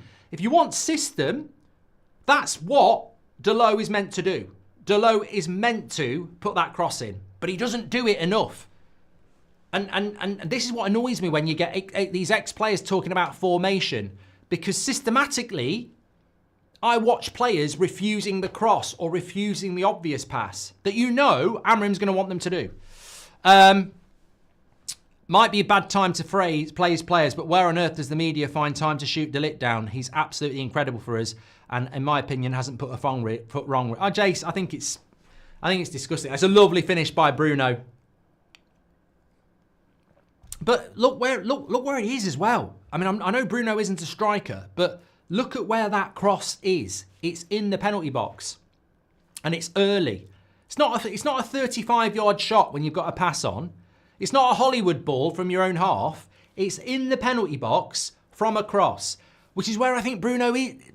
For me, Bruno's a number 10. That's a number 10 goal, that is. I could imagine Odegaard scoring that. I can imagine De Bruyne scoring that. That's where I think Bruno's at his best. But you can't knock that. It's a brilliant finish. But I don't agree with him playing as a number 8. But, it is what it is. I think we're heading to extra time here. Extra time, Ryan, and then penalties. Biggest difference if Sheikh Jazim came in, says Benjamin. No debt. Is Bruno a 3 today, says Lone Ranger. I probably had Bruno at about a 5.5 before the goal. 6 being average. I'd probably push him up to a 7 at the moment. My man of the match, I think, would be... I think De Ligt's on a 7, so I'd be going De Ligt or Bruno at the moment based on that goal. And De Ligt's overall performance. I think they'd be my 2 picks for man of the match at the moment. I think, look, the goal's good. And, that's where I want to see Bruno playing, really. Although he is still playing as a holding midfielder. Look, we've got the crowd with us. I think it's always better in a 1-1 situation to be the team that equalised rather than the team that conceded second. So let's hope that we can get a bit of momentum. I mean, Obi Martin looks fast to me. And that's something I think we've got to try and utilise. We've got Garnacho on the pitch. I think we're a better attack. Oh, my fucking God. De Ligt again.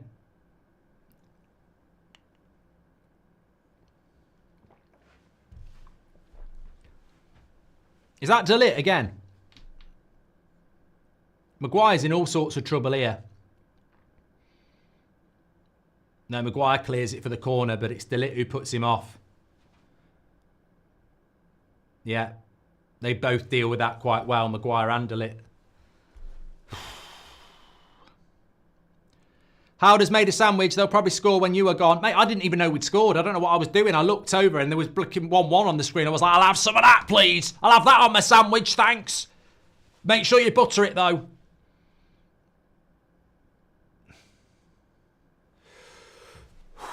Come on, lads. Let's win this. Stay in the cup. FA Cup should be 5th Champions League place, says Tio. Thanks for the follow, Jack. Please do subscribe, by the way, bottom right-hand corner. Don't forget we're in Dublin. You can get tickets for that 2 weeks on Wednesday if you want to in the international break and you live in Ireland or you fancy going to Dublin. But that's not what I was going to talk about. What was I going to talk about? Eugene, thanks for the follow. Jamie Farrell, thanks for the follow on TikTok. I'm just desperate to win this now.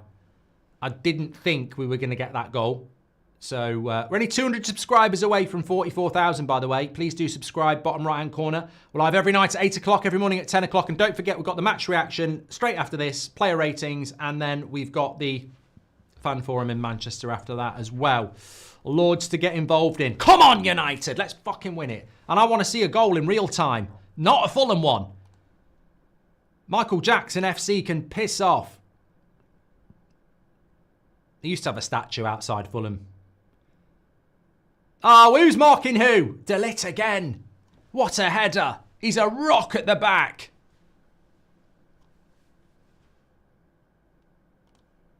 He's been brilliant. Been absolutely brilliant. Just need we need an Obi Martin win at the other, a goal at the other end. Here we go. Garnacho, don't shoot. This is the problem. They're never going to learn. They're never going to learn. Never going to learn. Has to shoot.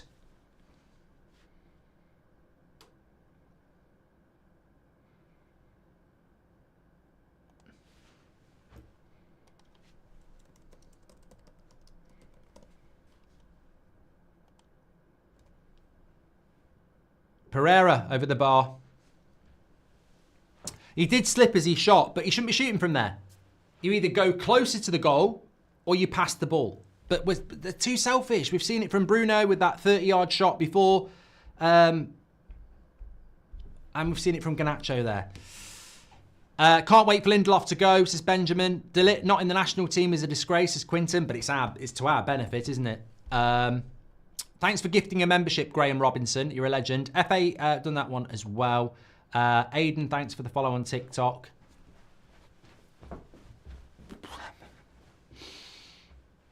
I tell you what, Casemiro's done all right since he came on. I haven't noticed him, which I think is always good. We need to do better as a team. Hope to see more service to our strikers. Garnacho will never learn, says Dante. Look, we all want Obi Martin to do well. Hasn't had a sniff yet. I don't think Xerxes would be on the pitch if we had an option on the bench, by the way. And that's nothing against Xerxes. I don't think he's had a good game, but we haven't got any options, have we? I don't think we've got any attacking options at all. So, Fulham can bring players on. We can't. Imagine if you had a Mason Mount or a Mainu or an Ahmad now, you could get them on the pitch, but we can't do that. Lovely ball by Maguire. Here's Garnacho. Where's he going? Into the box. Wins a corner. Well done. Calm. Come on. Come on. Come on.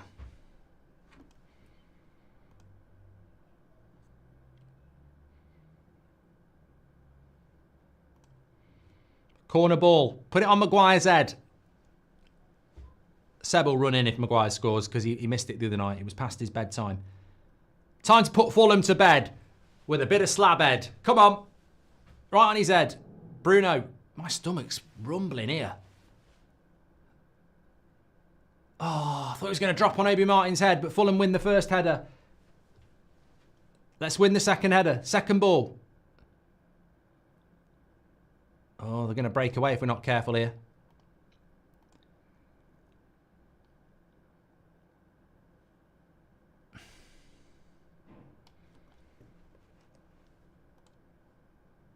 Fulham player injured.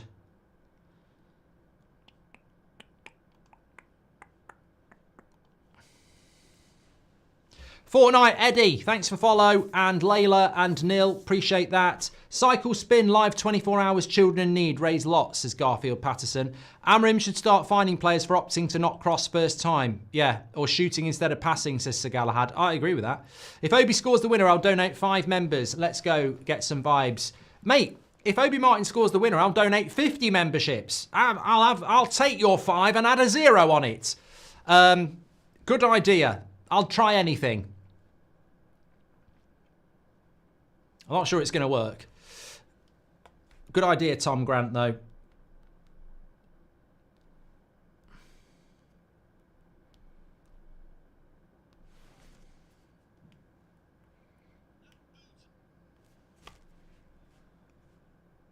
Look, we're not out of the woods yet.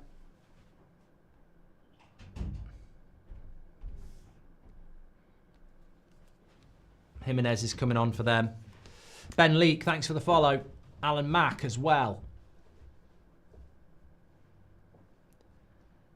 Give us the Agadoo dance if we win, Mark, says Zayed. I probably will now. I probably bloody will now. You put it in my head. You know the funny thing about when I sang Agadoo? There was a lot of people that went on TikTok, which is obviously a younger generation. They didn't know the song. So some people actually thought I'd invented the song. Smith Rowe slips on his arse. That's a goal kick. I just learned the history of the Glazers takeover. It's sick. What's worse, celebrating a title with the Glazers or relegation in the Glazers cell, says Jasia. Oh, I really want to sing Agadoo now. I really, really do.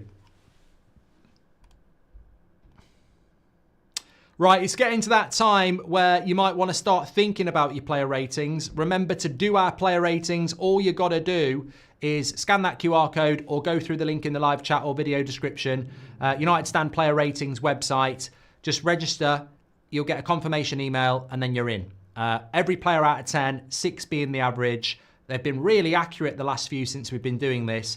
And I'm very interested to see what your player ratings are going to be today. Because I think there's been some shockers. There's been some stinkers. There's been some average ones. And I think there's been some very not good. I mean, I think De Ligt and Bruno are 2 that probably deserve decent scores for different reasons. But there's probably another 2 players that might shock you, who I think have done okay. But I think there's been a couple of stinkers as well. Do the Macarena if we win, says Parker. I don't know the words. Oh, here we go. Fulham. You'll never get past De Ligt. That goes for a throw-in.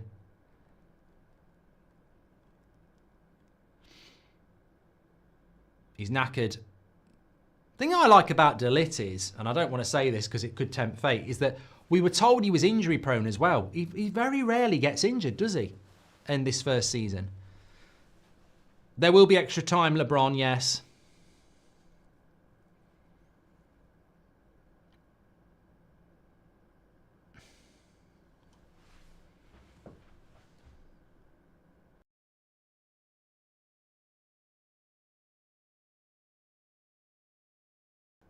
Just had to mute it there. Got terrible wind. Went out for a lovely dinner, but something has not agreed.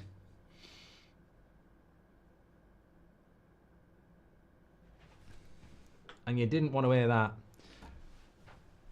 that. 1-1 is the score at the moment, and we are heading towards, well, we're heading towards extra time with 5 minutes to go.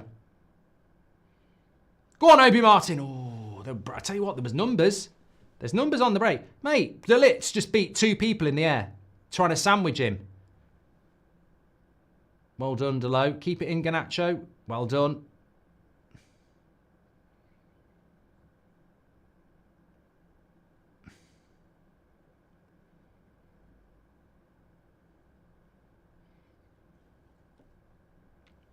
No replays, Shahin. No replays. Thank God. We don't want replays. Imagine the replay at Craven Cottage. God, no. I'm actually glad they got rid of them. Oh, yeah, you wouldn't want a replay, would you, really?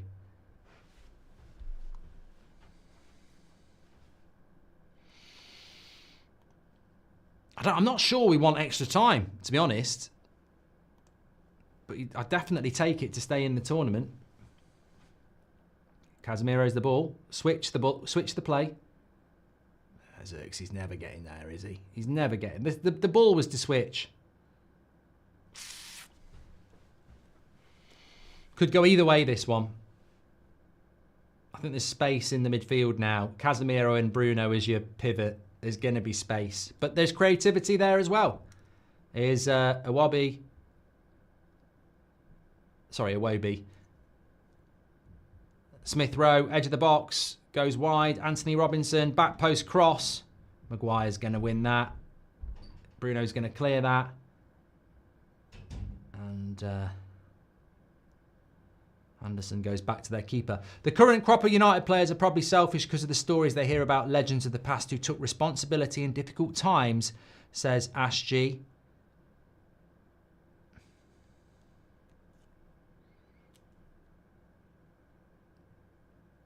Part of me is thinking, let's get to extra time now, because I'm a little bit nervous in this last 2 minutes, because if they score, we're gone. John says, I've got a horrible feeling Fulham are going to snatch it in Fergie time. Ghost says, should I put a bet on? I love United and I'm hoping we're going to win. I wouldn't bet on it, mate. I think it could go either way. I thought, look, to be honest, the game has probably gone the way I thought it was going to go. It's been a grind, hasn't it? It's been a battle.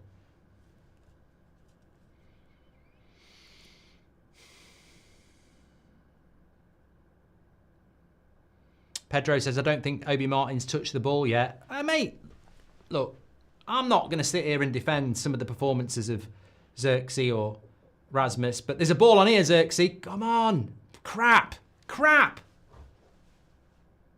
Oh, 2 crap passes to Garnacho there. Come on. Delo, give it to Xerxes. Go back. Free kick. Yeah, I'm not going to defend the performances of Rasmus or Xerxes or anybody else like that. But what I will say is, regardless of what you think of them, Obi Martin hasn't had anything either. Like, it's not just about disliking Rasmus or whoever. We literally don't do anything for the striker. Obi Martin's come on twice now, and we've done fuck all for him in both cameos. There's nothing going on. Right, this is... Stay on side from this free kick. Stay on side for this free kick. Stay on side from this free kick. This is a chance. No. Maguire straight at the keeper. Not enough power on it.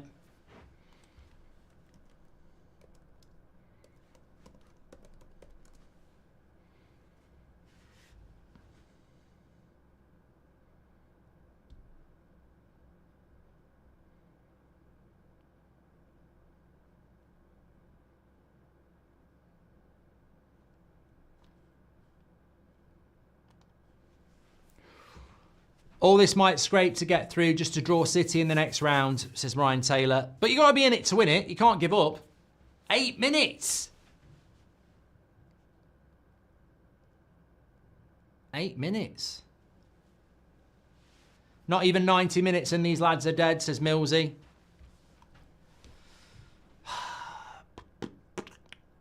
What we're looking at? What we're looking at stats-wise in this game? I've completely given up hope. 58% for Fulham, 10 shots to 9, 6 on target to 2, 4 corners to 6. Very, very equal game, really, isn't it? Look at their pass completion, though. 88% to 78%. That's crap. Our passing's been shit today. It really has.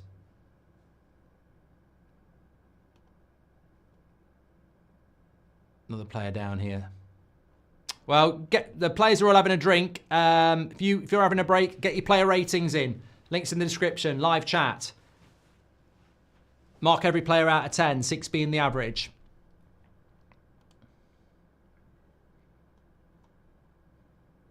Will, who I do the podcast with, says an extra 30 minutes of this is a crime against football. Straight to penalties for the good of the game.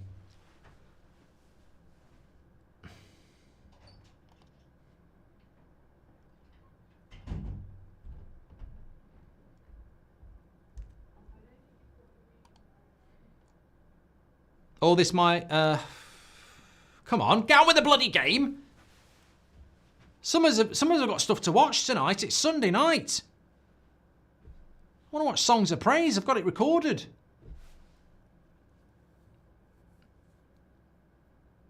J Bob, thanks for the follow on TikTok. Would you take Pogba back? I personally wouldn't take Pogba back, but then I look at this United side and go, would Pogba off the bench now help? Yeah.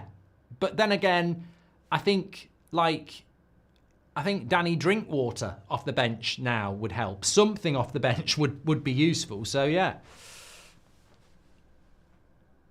Another shit. Who hit that pass there? Did we just give Fulham the ball back on purpose or what?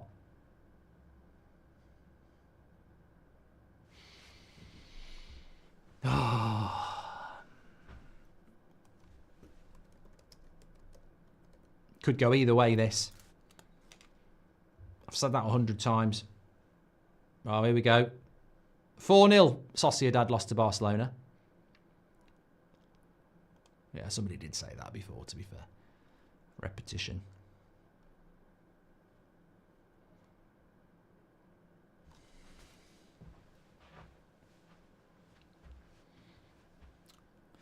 Casemiro. Come on, move it. Oh, no. Don't be lose. Can't lose. The midfield's gone. Casemiro's out of position. Bruno's out of position. There's no bloody midfield. Come on. Now. Now we move. What's that? What is that? It's just a waste of a fucking... Why are we hitting the hole? I mean, Xerxes right. Why? When we've won the ball there. I mean, Casemiro's got 30 metres in front of him. Hits a 50-metre ball to Fulham. So why? Why would you hit that pass?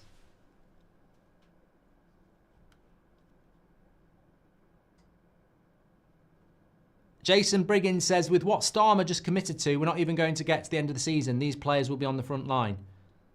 I don't know. I don't know about your politics. Don't know what's going on. Smith Rowe! Oh, I tell you what. He's so slow getting down. I don't think for 1 minute this is going in. But Onana is so slow at getting down. I thought he was going to produce a bouquet of flowers as an apology. He's so late getting down.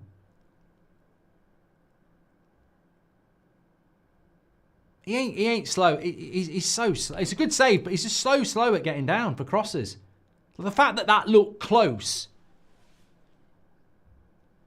Where's that linesman from the Leicester game, says David? Oh, yeah. I mean, look, this FA Cup, offside winner against Leicester, penalties against Arsenal. We've had a bit of luck. I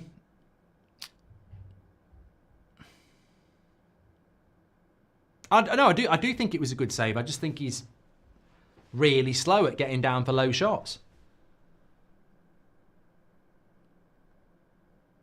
I have played goalkeeper, Fredo. I mean, if you haven't played in goal in your life, I don't think you've ever played football. Everybody's played in goal. I've played at the highest level now. No, I haven't. I played in bloody goal, though. It's not that hard. Onana's shit, mate. I'm not changing my opinion. You can call it what you like. I think he's a shit goalkeeper. I've seen enough. If that doesn't suit your agenda, sorry. That's my opinion. Football is about opinion. I think he's a shit goalkeeper. I'm not changing my opinion on it. So you can make up your lies and your agenda all you like, but I don't have to think he's a good goalkeeper. I've seen 2 years of it. I think he's crap. If he can convince me and change my opinion, I hope he can, because we're not going to replace him. But I've seen enough. Sorry. Some of you've seen enough of Bruno. Some of you've seen enough of Delot. I want them to do well. I want Onana to do well, but I don't rate him as a goalkeeper. I'm sorry, and I'm not going to change my mind. I think we made an absolute... I'd have sacked Ten Hag for that.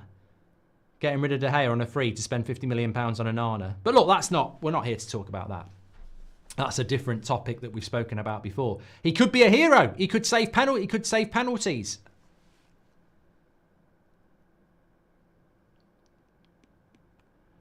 I'll tell you what, if we can get that... Oh. Go on, mate. Go on, then. Penalty, ref. Oh! Obi Martin got a shot off. And it was wide. But now it's Garnacho. Cross comes in. No one's getting on the end of that. No one's getting on the end of that. Honestly, he could have dived here. He gets past Bassi. No, he wouldn't have got a penalty for that. He wasn't going to get a penalty for that. But he did well. Muscled his way through. And, yeah, keep your head up, mate. Rob Dobson says, Onana's not crap. He's just not Premier League quality. Make a starting team with our injuries. Says Milford. I don't know. Fullback. Who's a right back that's injured? We haven't even got many fullbacks, have we?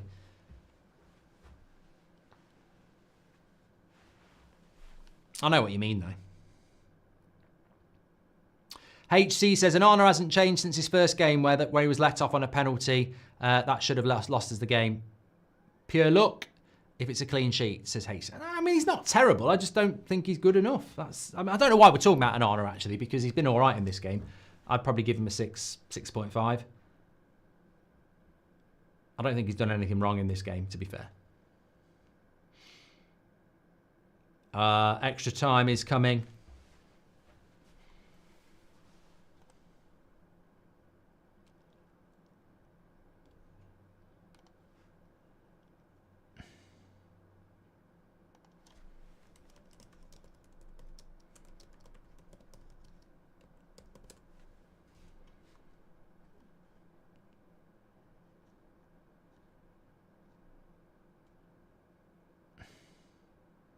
Amar says, it's crazy to me that smaller teams can take the ball down and play, but we smash it long like Stoke. Amar, I don't know why that has never... I mean, Ollie played that style of football. Transition quickly. Ten Hag never played like that at Ajax, but did it at Man United. And Amorim's doing it as well. It's mad how we've just never been able to get rid of that. Yeah, this is definitely going to extra time, isn't it? Oh, dear.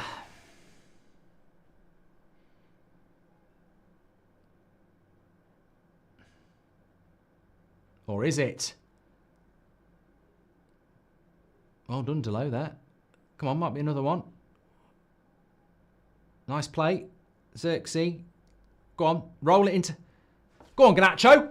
How's your touch? Oh, unlucky. Love, that's probably the best build-up play we've played all bloody game. Started with Delo, into Casemiro, into Obi Martin, into Xerxes, into Garnacho, ended up with a shot. That's the best we've played. That's the best bit of play we've had all game. And it's took us 99 minutes. Someone in the chat says, blow the whistle. Don't blow the whistle. Delete. Penalty. Goal! Penalty. Goal. No. Penalty. It's got to be a penalty. I didn't even see it. Delete on the back post. And I thought Obi Martin was going to score. And I think that's extra time. No, you're not getting a penalty for that on Delete. Oh, and Obi Martin. Yeah. Two good chances for United there. Neither going in. We're going to extra time. Extra time it is. Well, I don't know what it's been like for the neutral. You'll probably say it's been shit. But for us, we're still in it. We're still alive in this cup. And it's live. We're still alive. And look, I think you've got a bit of a end-to-end lottery going on here at the moment, and with the home crowd behind us, maybe we can find a way of winning it. Manchester United 1-1 at the moment, but Fulham looking as dangerous on the break as well. I'm reliably informed that heaven is coming on for Manchester United as well. Sam C has just told me that. So Heaven is going to come on. I don't know who for. Lindelof, maybe. Maybe Lindelof's coming off because he's made of glass. I don't know. Maybe De Ligt. I don't know. Maybe he's thinking about Thursday. I don't know about that. But, yeah, Heaven is coming on.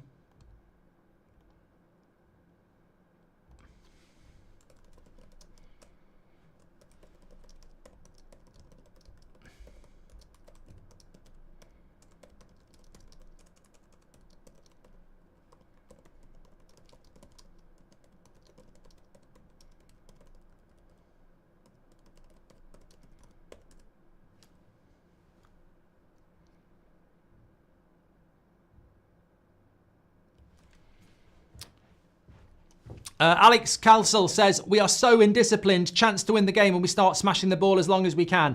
But I do think that the last two chances we had were quite good. I've listened to you for years and you should do stand up, need a leader midfield, Bruno creative and a striker with experience, says Dazzler. Look, what I will say is rank Onana, Ray Carroll and Tim Howard at Man United. I think Carroll would be the worst out of those three, and I think Tim Howard and Onana... Look, I think Onana's the best of those three. But in a Man United shirt, he's not.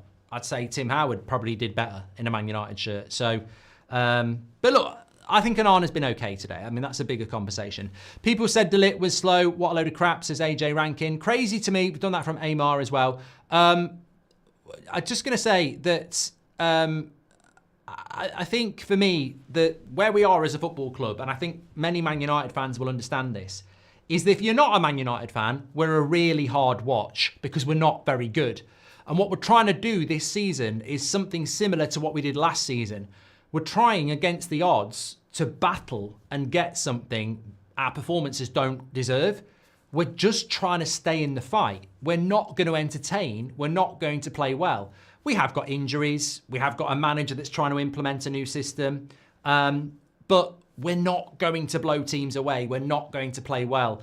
And I think we're all going into these games knowing that and just saying, you know what, take a deep breath, have a pint of coffee because it's going to be draining and try and battle your way through it. And that is what we're trying to do. We're just trying to stay in the game. And that's what we've done here today. It's not been pretty. It's not been good. I'm sure the player ratings after the match are going to reflect that. Maguire's off. Tired, probably. I did think it would be him or De Ligt, but we probably don't want a penalty shootout, really, do we? I'm going to have to take a sit down. Do I sit down? I think I've got to stay standing up. I'm sure when I sat down, Fulham scored. I'm not doing it. Obi Martin's move. Andre says, Obi Martin's movement shows signs of being top level. He has an eye for goals, but I would prefer a slow incorporation of him into the team rather than burning him out like we do with our youngsters, says Andre. Someone said that Anderson looks like De Ligt with long hair, and I can't unsee it now, says Louis. And we are so... thank you very much, Alex. Hi, Mark. I think Obi is a great talent. However, I'm a little worried he might not be ready for first-team matches. Well, I think... Obviously, I don't think he is ready for first-team football at Manchester United. I think we're just putting him in because we have to. But, you know, that's just the way it is. Don't sit down, please, says Game Rex. I won't do. Thanks, everyone on TikTok, by the way. Thanks for all your follows. Could go either way. I've said that so many times. The Mist says, how long till Amorim gets sacked? Hi, Mark. I think Obi's done that one for Freddie as well. Thanks for all your super chats, by the way. Look, we had a couple of decent chances at the end of that half. Garnacho being on has helped us.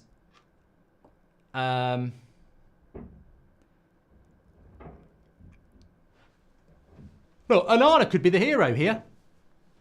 Lindelof's gone central. Has Lindelof gone central or right-hand side? I think Lindelof... De Ligt's gone central at the moment, but I think Lindelof is playing as the central centre-back.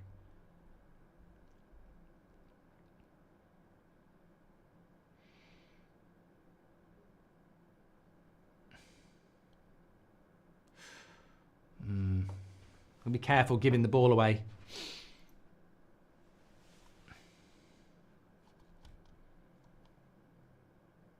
Kieran says it's Chido, Obi, and not Obi Martin, as he said himself. The defence will lose this game. Need a finisher in the final third, says Kieran. Thank you, Kieran.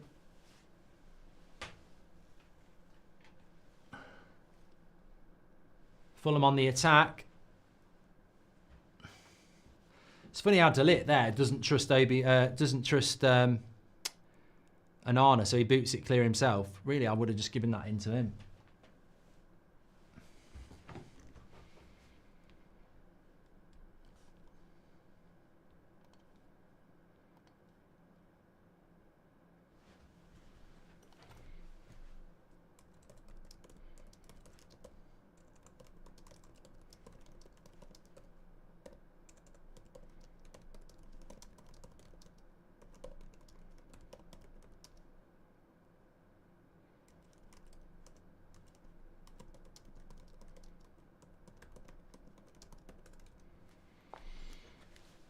Joe, thanks for your super chat. Here we go. Garnacho. He's not going to score from there. The angle's too wide. Side netting. No, I wouldn't have took the shot on. I think that's one of those ones where you just think I'm going to try and do something ridiculous, but realistically, I don't think that was ever on. I think he'd have been better off. Lovely pace from Garnacho, though, because the ball from Casemiro was decent. But yeah, you're not going to score from that angle. I think he's got to refuse it and just turn back. But I can understand why he took it on. Here's Bruno. Needs to come back. Oh, come on. Got it. So important. So important to keep the possession now. People are getting tired. Let the ball do the work. Xerxes, go wide. No, go wide. Go bloody wide. Why did he not go wide?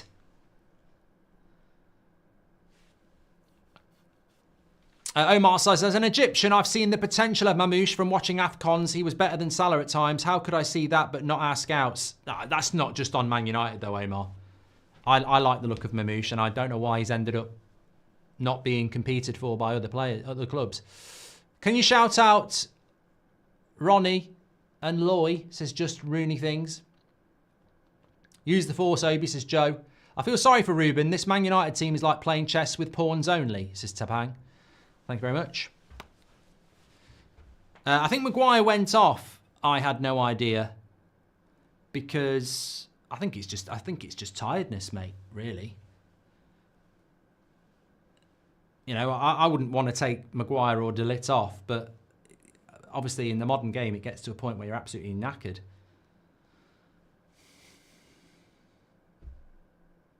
Oh, no, the one understood. We were holding back the flood, holding back against the rain. Come on, simple pass. Oh, fucking hell, Xerxes. Simple pass, mate. I think I'd struggle to give Xerxes a 6 today. Average, 6 is average. I don't think I could, unless he wins it for us, and then I'll give him a 9. Thanks, Mark. You got me in trouble with the misses. I bought Prada glasses instead of Specsavers.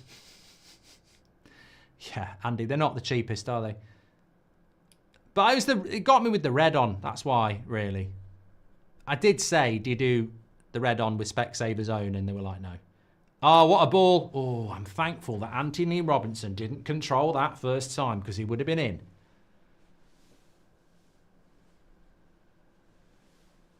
Fair play. I'll give the other side. Cap in the live chat says Xerxes definitely been a 6. Well, that's what it's all about. Get your player ratings in. Mark every player out of 10. 6 being the average. Beautiful rendition of The Flood by Take That, says Bartley. I just want to sing Agadoo now. It's in my head, and I can't do it unless we win. Xerxes knackered and looks exhausted, says Mario. And do you reckon Ahmad could have impacted this game, says Nexo? Of course, 100%.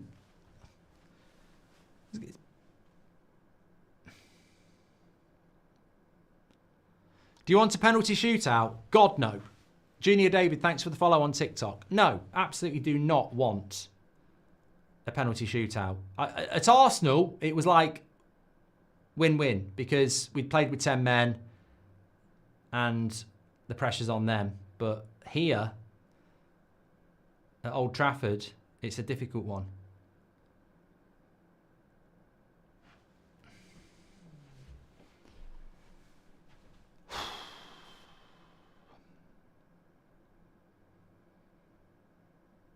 I think that is a foul by Dillit. I tell you what, if Dillit had committed there and slide tackled and won the ball, what a chance that might have been. Samuel says, I'm having a debate. If Romero went to United, where would you rank him among United's best goalkeepers? I think a lot of people would prefer Romero to Onana. I mean, I don't know whether that's fair. And Romero was specifically a backup goalkeeper. Although he did play in the Europa League campaign, didn't he? Oh, come on, come on, come on. Come on, calm down. Bruno, stop hitting the wonder pass and just keep it simple. Wherever everybody's bloody tired. Keep the ball. My prediction, and Obi has won it, says Bartley. I know, look, the way our past works, you're not wrong. Dumb question, says Alf, what does 6 being the average mean? It means you mark, when you do your player ratings, scan the QR code or go through the link in the description, you mark every player out of 10, giving them a score out of 10. 6 is an average performance. So if you think they've been average, you give them a 6. If you think they've been good, you give them a 7. If you think they've been below average, you give them a 5. If you think they've been poor, you give them a 4. If you think they've been shit, you give them a 3. And that's how you do it. I really want to sit down. You know when you stand up for a long time and your back, well, when you're my age, your lower back starts to really hurt. And I'm craving a sit down. But last time I sat down, Fulham scored instantly. So I'm taking one for the team here. Oh, here we go. Fulham.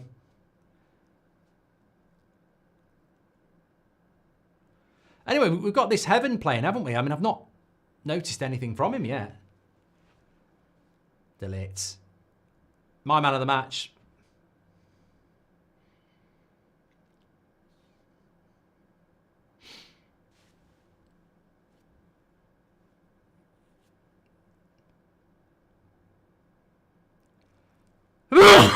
Delo heads it away. Second ball!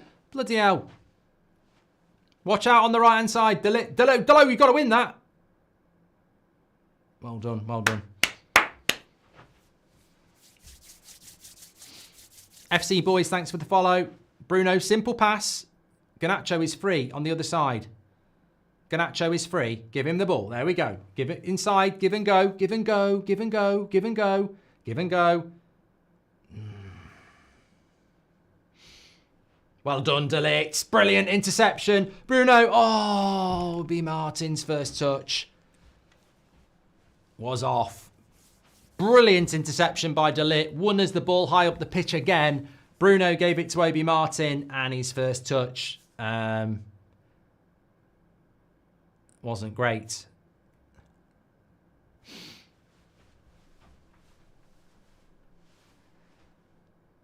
That's nice of Xerxes to go over though, because Bruno's going, you're the bloody captain, he's 17. Should be going over there going, mate, keep your head up. Keep your head up. It's great. It's fine.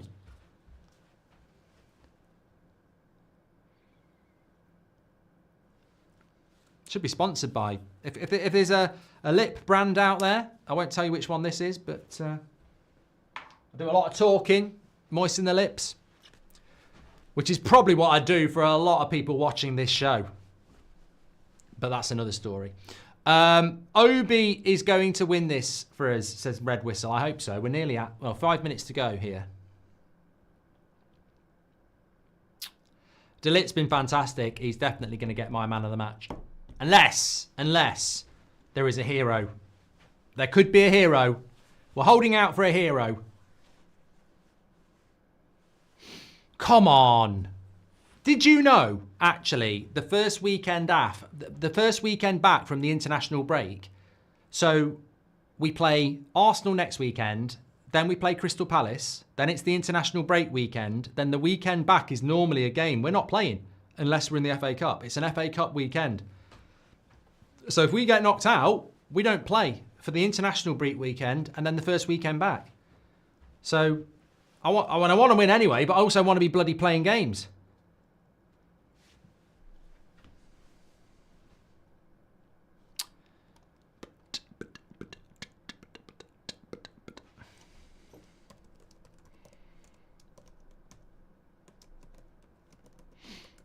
No, not Crystal Palace. It's Leicester. Leicester, sorry. I don't know why I thought Crystal Palace. Leicester on the 16th. 23rd is international break. 30th is no Premier League game. It's FA Cup weekend. So, yeah, if you want a game.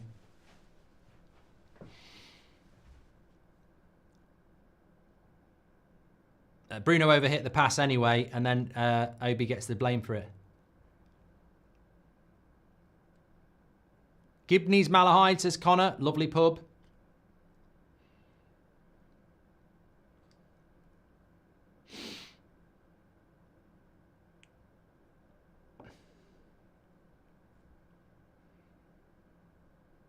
Go on, go on. Yes, yes. Casemiro, where are we going? Xerxes is the pass. The cross is there. Obi Martin. Penalty! Oh, it could have been. Knobhead. Stuart Atwell. Could have been a penalty, that. Lovely ball. Mazraoui. I feel it. Xerxes, be careful. He ain't going to win that. Bassi. And it's throw into them. Give a VAR penalty. Give a VAR penalty. Here we go. Oh, it's a Stonewaller. He's gone right through the back of him. You can't kick the back of the ankle. No, not given. You can't kick through the back of a player. I'll tell you what, if he'd given that, VAR wouldn't have said you got it wrong.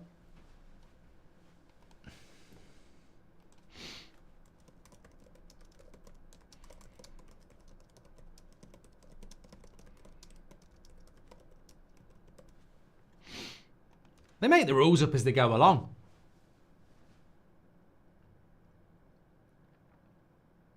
Well done. Play on, shut up! How can that be a foul in the penalty box when it wasn't a minute ago? You're talking out your arse, ref. You're making it up as you go along. Thinks he's bloody Ridley Scott, writing his own bloody movies.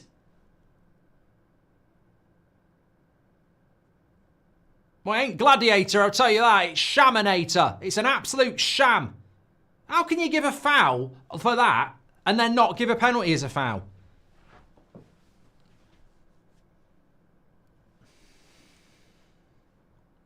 No, penalty's not been given. I don't want penalties. I don't want to lose on penalties. We've already won one penalty shootout. Do you really think we're going to win another one?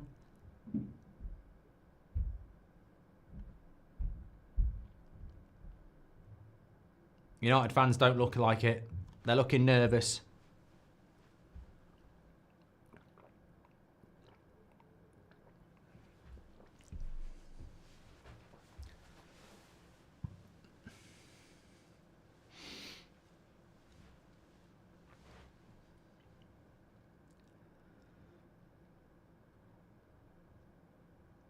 Would you rather lose than go to penalties? No, obviously I will go to penalties, but I just don't want penalties.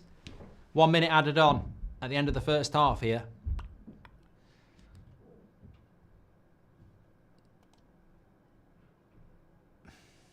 Garnacho, take a corner.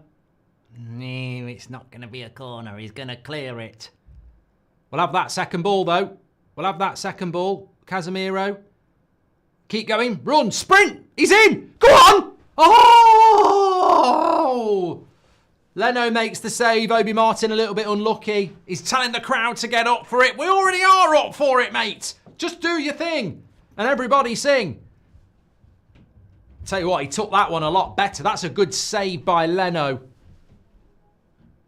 I tell you what, that is close. I like the way he took that shot. So close. Corner United. Come on. Bruno. Oh! Delete. Get it wide. Get it wide. Garnacho. First time, Bruno. Back post. Xerxes. Touch. Magnet. Yes. Put it in. Put it in. Put it in. Don't go back. Put it in. Keep going. Keep going. Go on, Xerxes. Tickle him. Oh, Bruno. Oh, that's it. Blow up. Forget it.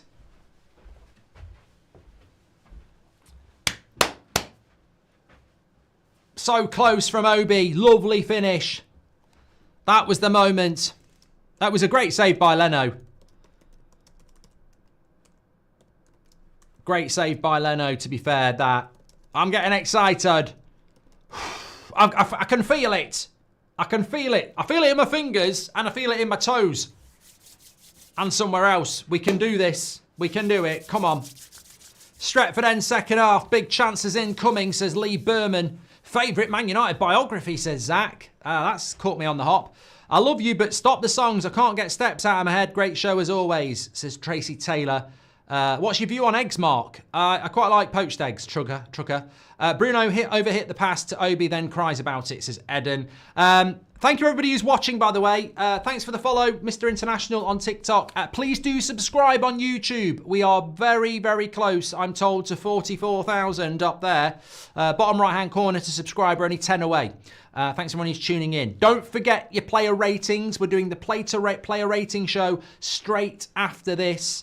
Mark every player out of 10, 6 being the average. If you want to do your player ratings, links in the live chat, it's in the video description, or you can scan that QR code next to me, get your player ratings in, mark players out of 10, 6 is the average. If you haven't signed up to the player ratings, all you got to do is drop an email, a password, check your email, confirm, verify, you're in.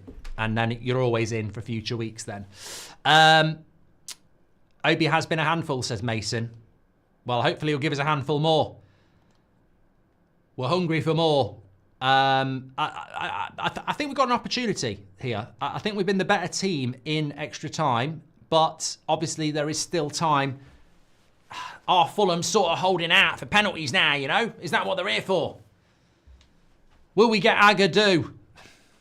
I don't know. I've never been so desperate to sing Agadoo. Shake the tree, grind your feet. Sing a hula melody. I'd love to, but we're not quite there yet. Obi attacking the Stretty end. It's in the stars, says Ryan Taylor. I'm in tears thinking about it. There's a role in this rebuild for Xerxes, says 5 cans. He's grown it. You know what? Xerxes actually is pushing towards a 6 for me. I'd have had him at about a 5.5, but I think in extra time, actually, he's grown into the game with more space. He did look dead on his feet at one point, but yeah, I think he's done a lot better. Right, I need to get this up to 15 here. We are up and running. There we go.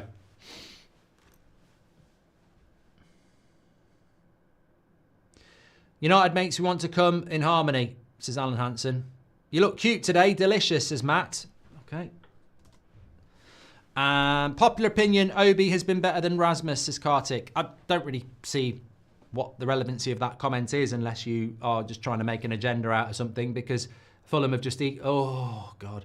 We're trying to win the game for Manchester United, mate. If you want to start comparing players and make it about that, you crack on. There's plenty of people who'll get involved in you. I just want Man United to win. That's all. I don't care about any of that. I want Man United to win. Simple as that.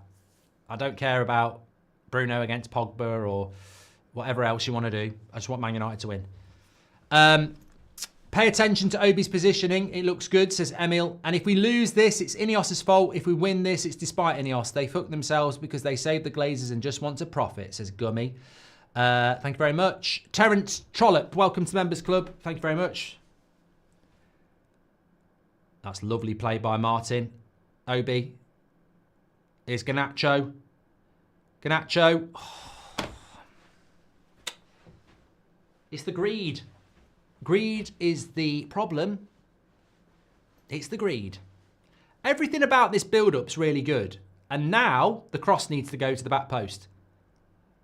You look at where Obi's running there. If he puts that in to the back post, Obi's timed his run to perfection. So he's waiting for the cross from Garnacho. He's moving and the Fulham defender is static. So if the cross goes to the back post, the Fulham defender cannot deal with a player that's moving. He's timed his run. Perfection. All Garnacho's got to do is dink it to the back post. They just can't learn that. They can't get it out of their head. That selfishness. It's so annoying. Hopefully Amorim can see the potential Obi offers now, says Dean. Garnacho's getting on my nerves, says Eden. Pennants, Casemiro miss. You can feel it's his console. I don't like a penalty shootout with Casemiro in the team. No. We've got to try and win this in the next 13 minutes.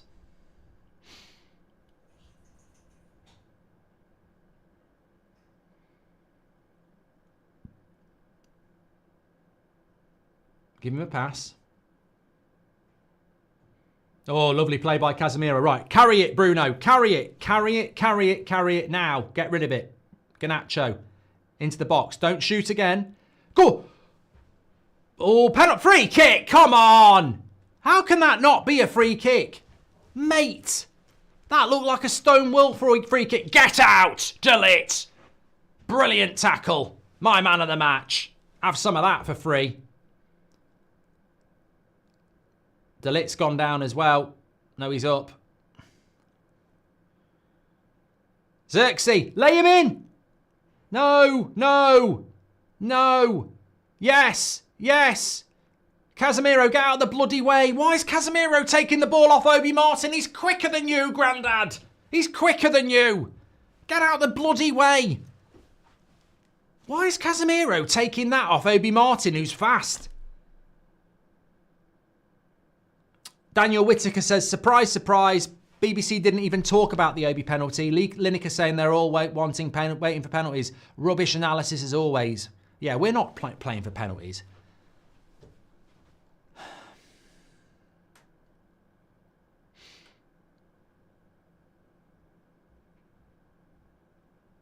Just think that one chance. I think we can all feel that one chance is going to be there. And it could be for them and it could be for us. But I feel there is going to be a chance. Oh, here we go. Stand him up, Delo. Stand him up. No, Delo. Good save, Anana. I'll give you a 6.5 for that.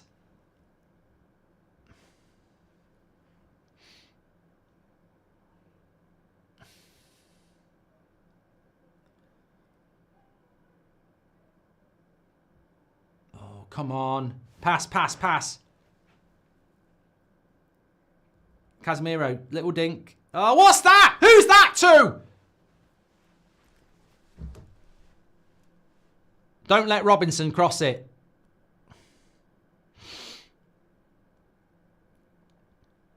Mate. Well done, Obi. Right, turn, Xerxes. Turn. Bruno's going mad at Xerxes. I'm not too sure that's good captaincy from Bruno there. I'm not on for that. Like, I know Xerxes needs to change the play, but you're the captain and we're trying to win the game and you're screaming and shouting going like this at one of your players. I just don't like. I'm not saying he's wrong. I just don't think that's a good thing to be doing as a captain. Sessegnon worries me. 10 minutes. Goal kick.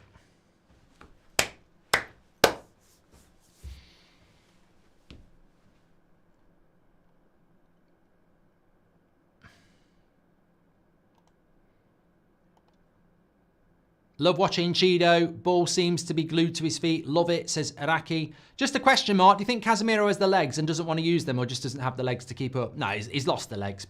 Big B. He's definitely lost the legs. I think at times he's definitely got the passing, but he hasn't got the legs anymore. You think about what he was like at Real Madrid. Come on, turn. Casemiro, give him a pass. Good ball. Mazraoui's got no... Oh, lovely play. Slip. Oh, why didn't you play Obi Martin in? Casemiro, why did he not... Exactly. I'm looking at that pass. Why did Mazraoui not... It was there.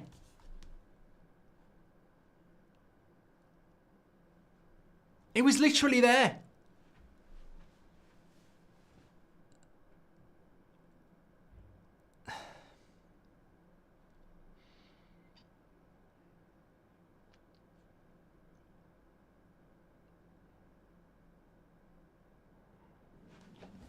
Maybe that's that thing though. Maybe that's the whole, I don't know, trust, I don't know.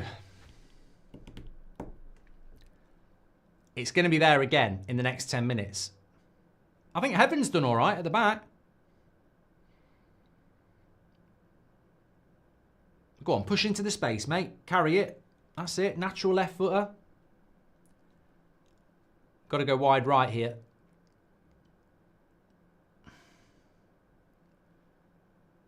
Lovely ball by De Ligt. Look at that. Pinpoint. Go on, use Delo. Oh, it was there. It was there. It was a good cross by Garnacho. Oh, here we go. This is where I'm worried. On the break, Fulham can carry it.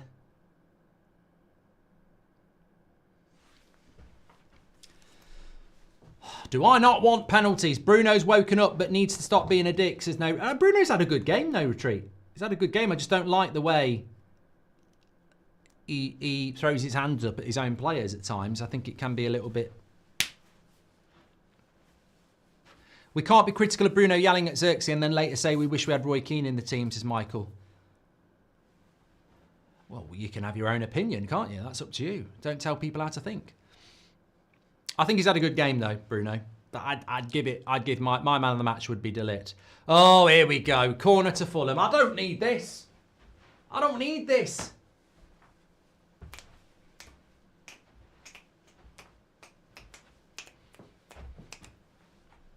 On a positive note, this is De Ligt's best game, defensive performance. No, it's not, Dorian. I mean, I like the fact that you like De Ligt, but what about Arsenal in the Cup? He was brilliant in that game as well.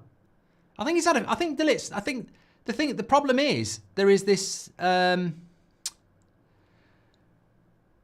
agenda by the media against De Ligt that people believe he's not been a good signing for us, and actually he has been a very good signing for us, and he's had a lot of games like this. So I appreciate what you're saying, Dorian, but I actually think he's had quite a few performances like this.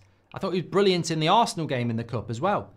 I just don't think people want to talk about it. Woody says Heaven's been excellent. He has looked good, mate. He has looked good. Love or hate Bruno, his energy has been ridiculous, says CJ.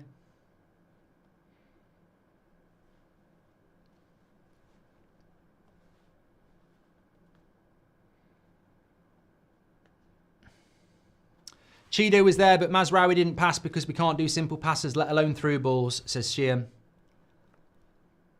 Look, whether it's going to be Chido, Osman, Jokeres, we've got to learn that there are strikers making those sort of runs and we've got to feed them.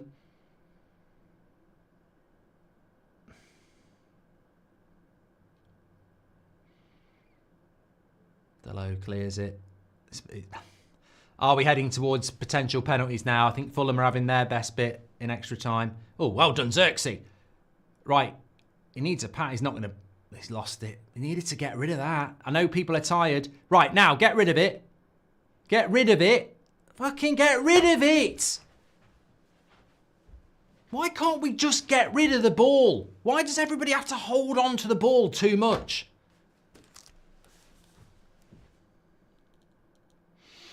Console Craft says De Ligt is only 25. He's a quality signing. Heaven came on, Savage, straight at the end of 90 minutes, extra time. He's been on for the whole of extra time for Harry Maguire.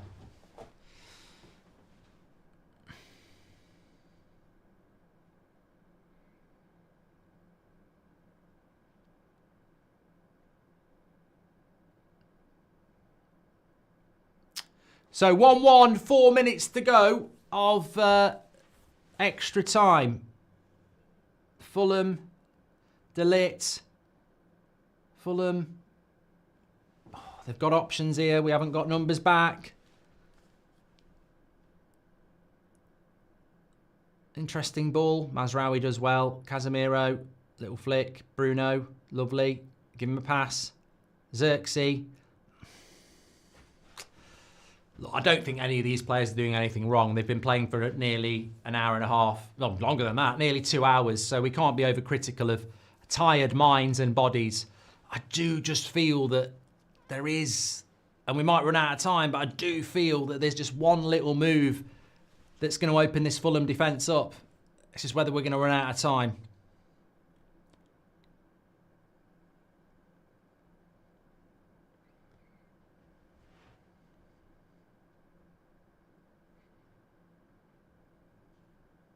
I don't want penalties. I don't want penalties, mate. I do not want penalties. I don't want them. I've never bloody wanted penalties. Getting nervous, mate. Don't need it, mate. Arteta out. I don't bloody want penalties, mate. What are you doing, Lindelof? What are you doing, Lindelof? Get rid of it, Lindelof. Go on, Ganacho. Sprint. Sprint like the wind. Go on, mate. Oh, you've run it out of play. He's run it out of play. I think it's just tired now. Coach says, I think Cheeto looks like he's a better option at number 9. Yeah, well, look, mate. Maybe would you start him against Sociedad? We can talk about that. I suppose the big issue is he's 17 and he's only just 17 and he can't play 90 minutes every 3 days. So there will have to be some level of rotation. But I think every minute he comes on the pitch and plays, the more hungry you get, the more used to it you get. So hopefully we will start to utilise him more. You've got to be very, very careful though. But yeah, I think that we will. Who do you think will get man of the match on the BBC? I'd be stunned if it's not Bruno Fernandes. They're not intelligent enough to give it to De Ligt. Goal scorer, innit? And Bruno has played well, and some of you might give him man of the match, and I don't have a problem with that. But I think the intelligent choice, if you watch the game, would be De Ligt. But there's no way on mainstream media they're going to give you... They'll go for the goal scorer. That's a silly free kick by Mazraoui. Got to be careful here.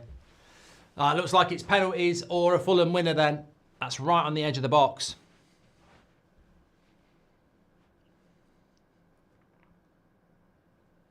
Yeah, BBC did give it to Bruno. What a surprise.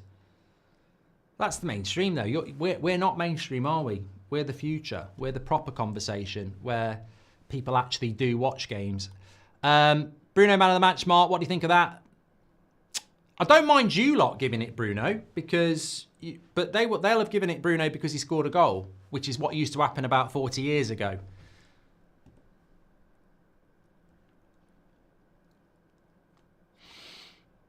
I've got to be very careful here.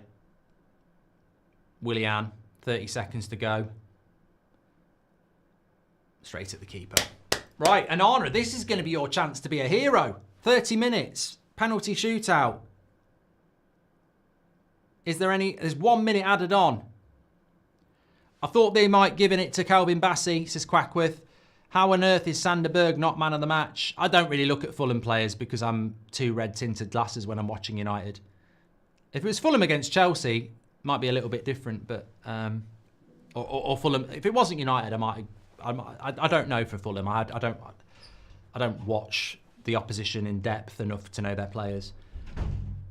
But I would take your word for it. Casemiro, Bruno are all wearing pink boots. Oh, don't tell me that, Alan Hansen. Big throw in here. This is it. Last 30 seconds. 1-1. Delo with a big throw.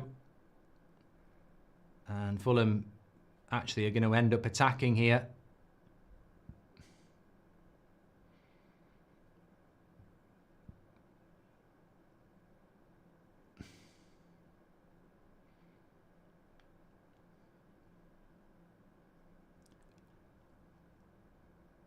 Is that a penalty shootout?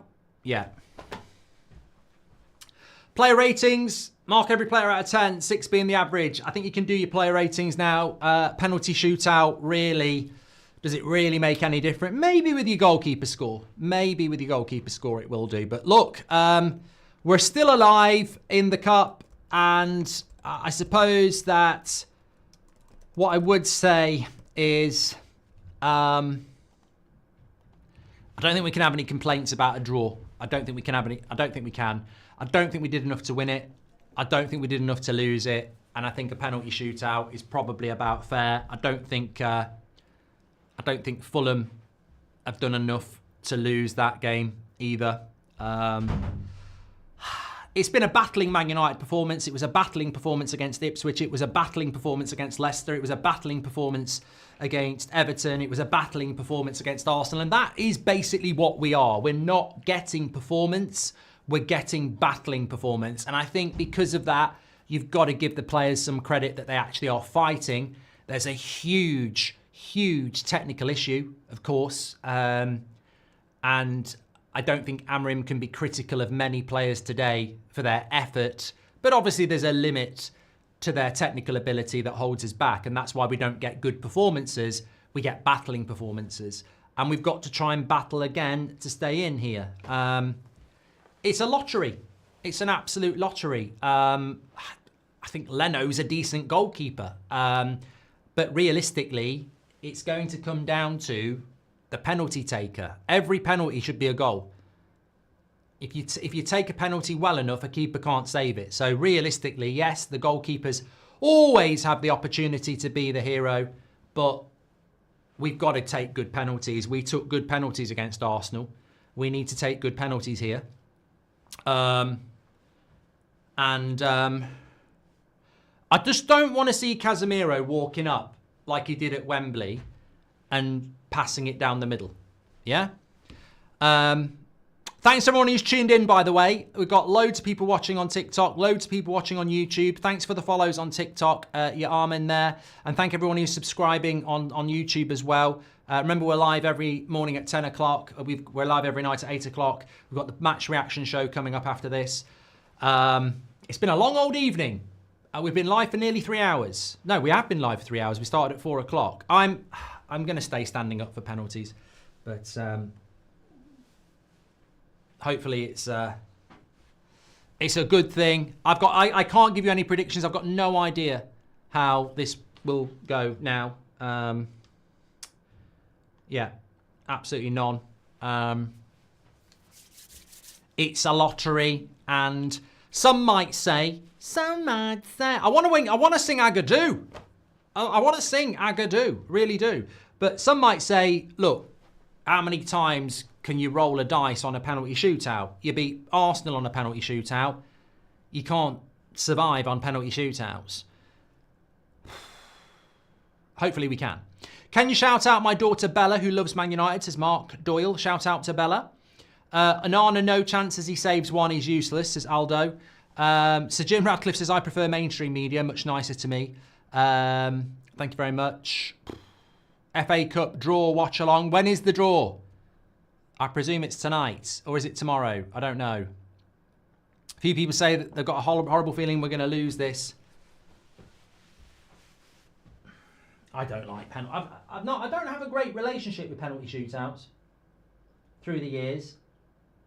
Although, I mean, 08, of course, was one of the big ones, but predominantly not bad for Man United, penalty shootouts, when I think about it over the years. There's not been too many, but we haven't got a bad one. Yeah, I'm playing for time here. I'll be honest. Make sure you share the video. 65,000 watching. Bottom right-hand corner to subscribe. Thanks for all your super chats today. Thanks for all your follows. Cobra Kai on TikTok. Very good show. Give it a watch.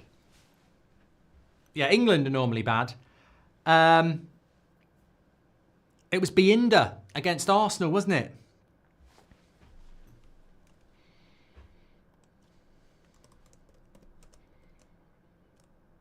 Yeah.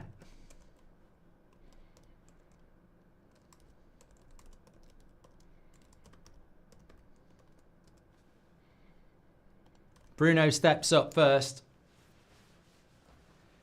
There's no certainties in life, but I like Bruno Fernandes's penalty technique. I always have. I can't lie. And it's in front of the Stretford end. Does that mean anything? Well, it's atmospheric. It's historic. You know, hopefully it can do something. Weekend off after the international break if we go out. Don't want it. Phil Jones has emerged from the crowd and is demanding to take a penalty to make up for Derby, says Shotgun Justice. Here comes Bruno. Penalty number 1. He's wearing pink boots. He's wearing pink boots. And he scores! It's 1-0 to United. Calm as you like. Sent the keeper the wrong way. Doesn't do the old walk up now. Lovely penalty. Very important to score your first one. You don't save those. You don't save those. Milton says, we need our Turkish superstar. I forgot that Binder was the goalkeeper for the Arsenal for a moment. Penalty shootout win. Onana has saved penalties before for Manchester United. He could certainly, I think it's written in the stars. He had a bad game against Ipswich. He can be the hero here. That's the way football works. And I believe that. Here comes Jimenez. Up against Onana. Hold your ground. No. Good penalty. 1-1. Come on. You need to get in their heads quick. You need to get in their heads for quick. He's nowhere near this. Doesn't even go the right way. Same as Leno on Bruno's.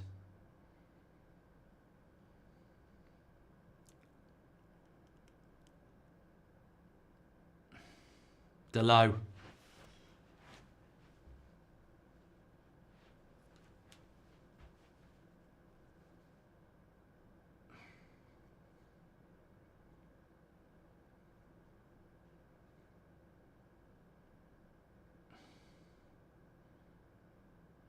Good penalty. I knew it. What did I tell you? I knew he was going to score. Good penalty. That's all his shooting practice. Double Portuguese. Went with the 2 Portuguese lads. He loves them. He trusts them. Wasn't a great penalty if Leno had gone the right way, but he didn't. It was a bit low, bit close to the centre, but keeper went the wrong way. 2 from 2. No, I was worried about Delo. I'm not taking any credit at all. Derek's enjoying it, look. Behind me. He's loving it. Come on, Onana. Let's do this. Who's next? He's going to go to your left. He's going to go to your left. Oh, good penalty. He didn't go to his left. Sanderberg.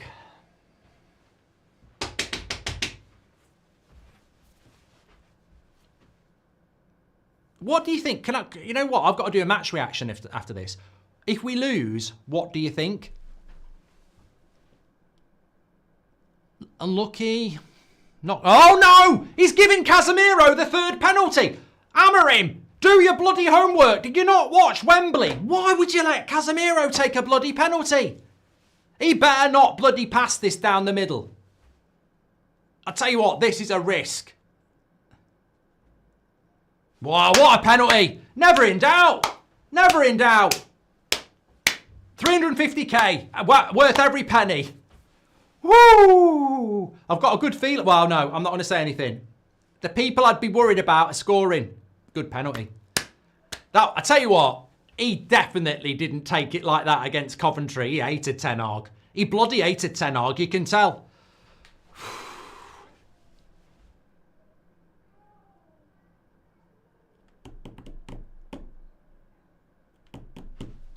Oh, come on. We need Willian. We need him to miss.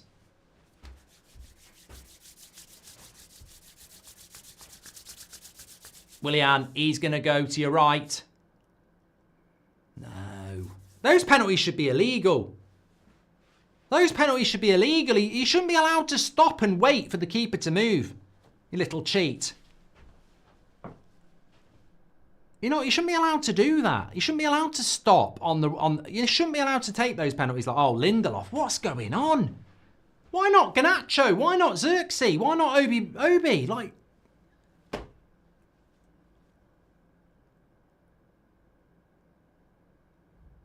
I don't actually agree with this. We've got attackers who can take penalties. We've got Xerxes and Garnacho, and one of them is not going to take one. Why is Lindelof taking a fucking penalty?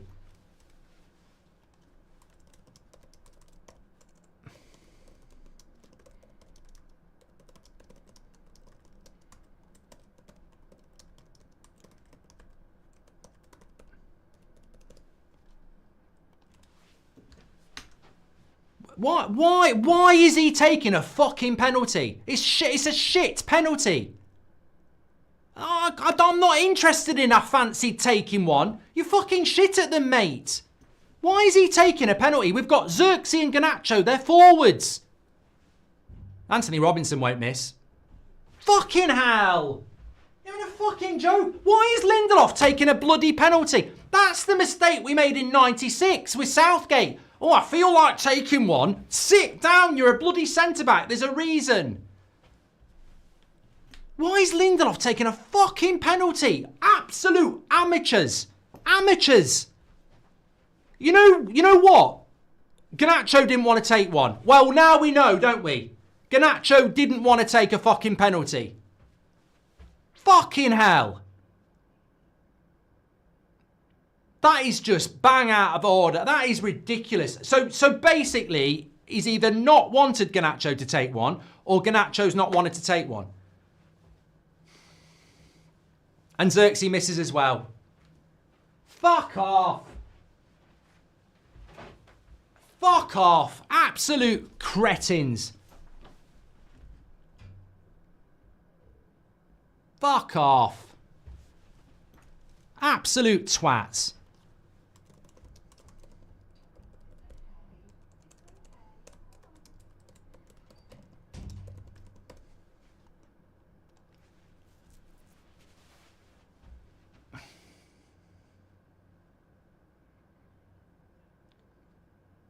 Shit penalties. Those last two penalties were fucking awful.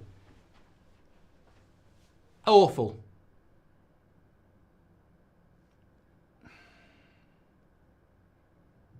That Lindelof penalty. I mean, look, people are going to miss a penalty. You're going to miss a penalty, but that Lindelof one is unexcusable. Inexcusable. Inexcusable. Inexcusable.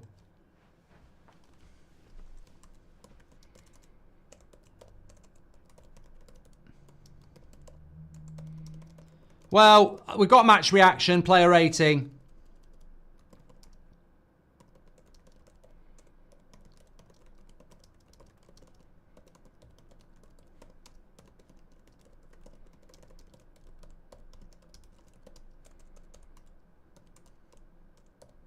Look, vibes don't cut it at this level.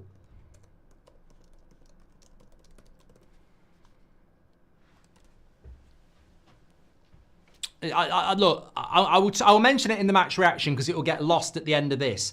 But I'm telling you now, we've played for 2 hours in a game. 2 fucking hours to try and win this game. We go to penalties and we basically choose vibes over technicality. You don't play for 2 hours and waste everybody's fucking time to get a centre-back who's barely played this season going, I'll take one, gaffer. I'll take one. You know, no. This is like our whole season in a moment. We need European football. We need European football. And we're going, I'll take one, Gaffer FC. Oh, I've kicked a ball before. I'll do it. I'll be going, no. Hold on a minute, Lindelof. Shut up.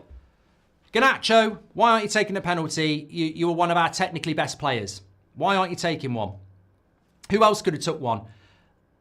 Obi Martin, I mean, at 17, maybe I'd let him off, but you're still a bloody striker. If you don't fancy it, it's fine, but if you miss, no one's going to have a pop at you. I'm not having a pop at Xerxes, by the way. It's a crap penalty, but it happens. I'm not having a pop at Lindelof. It's a crap penalty, but it happens, but he shouldn't be taking a penalty. If it's a pre-season fucking game, fine, but we've played 2 hours, and the Europa League's really important, and we're going with, I'll take one, Gaffer.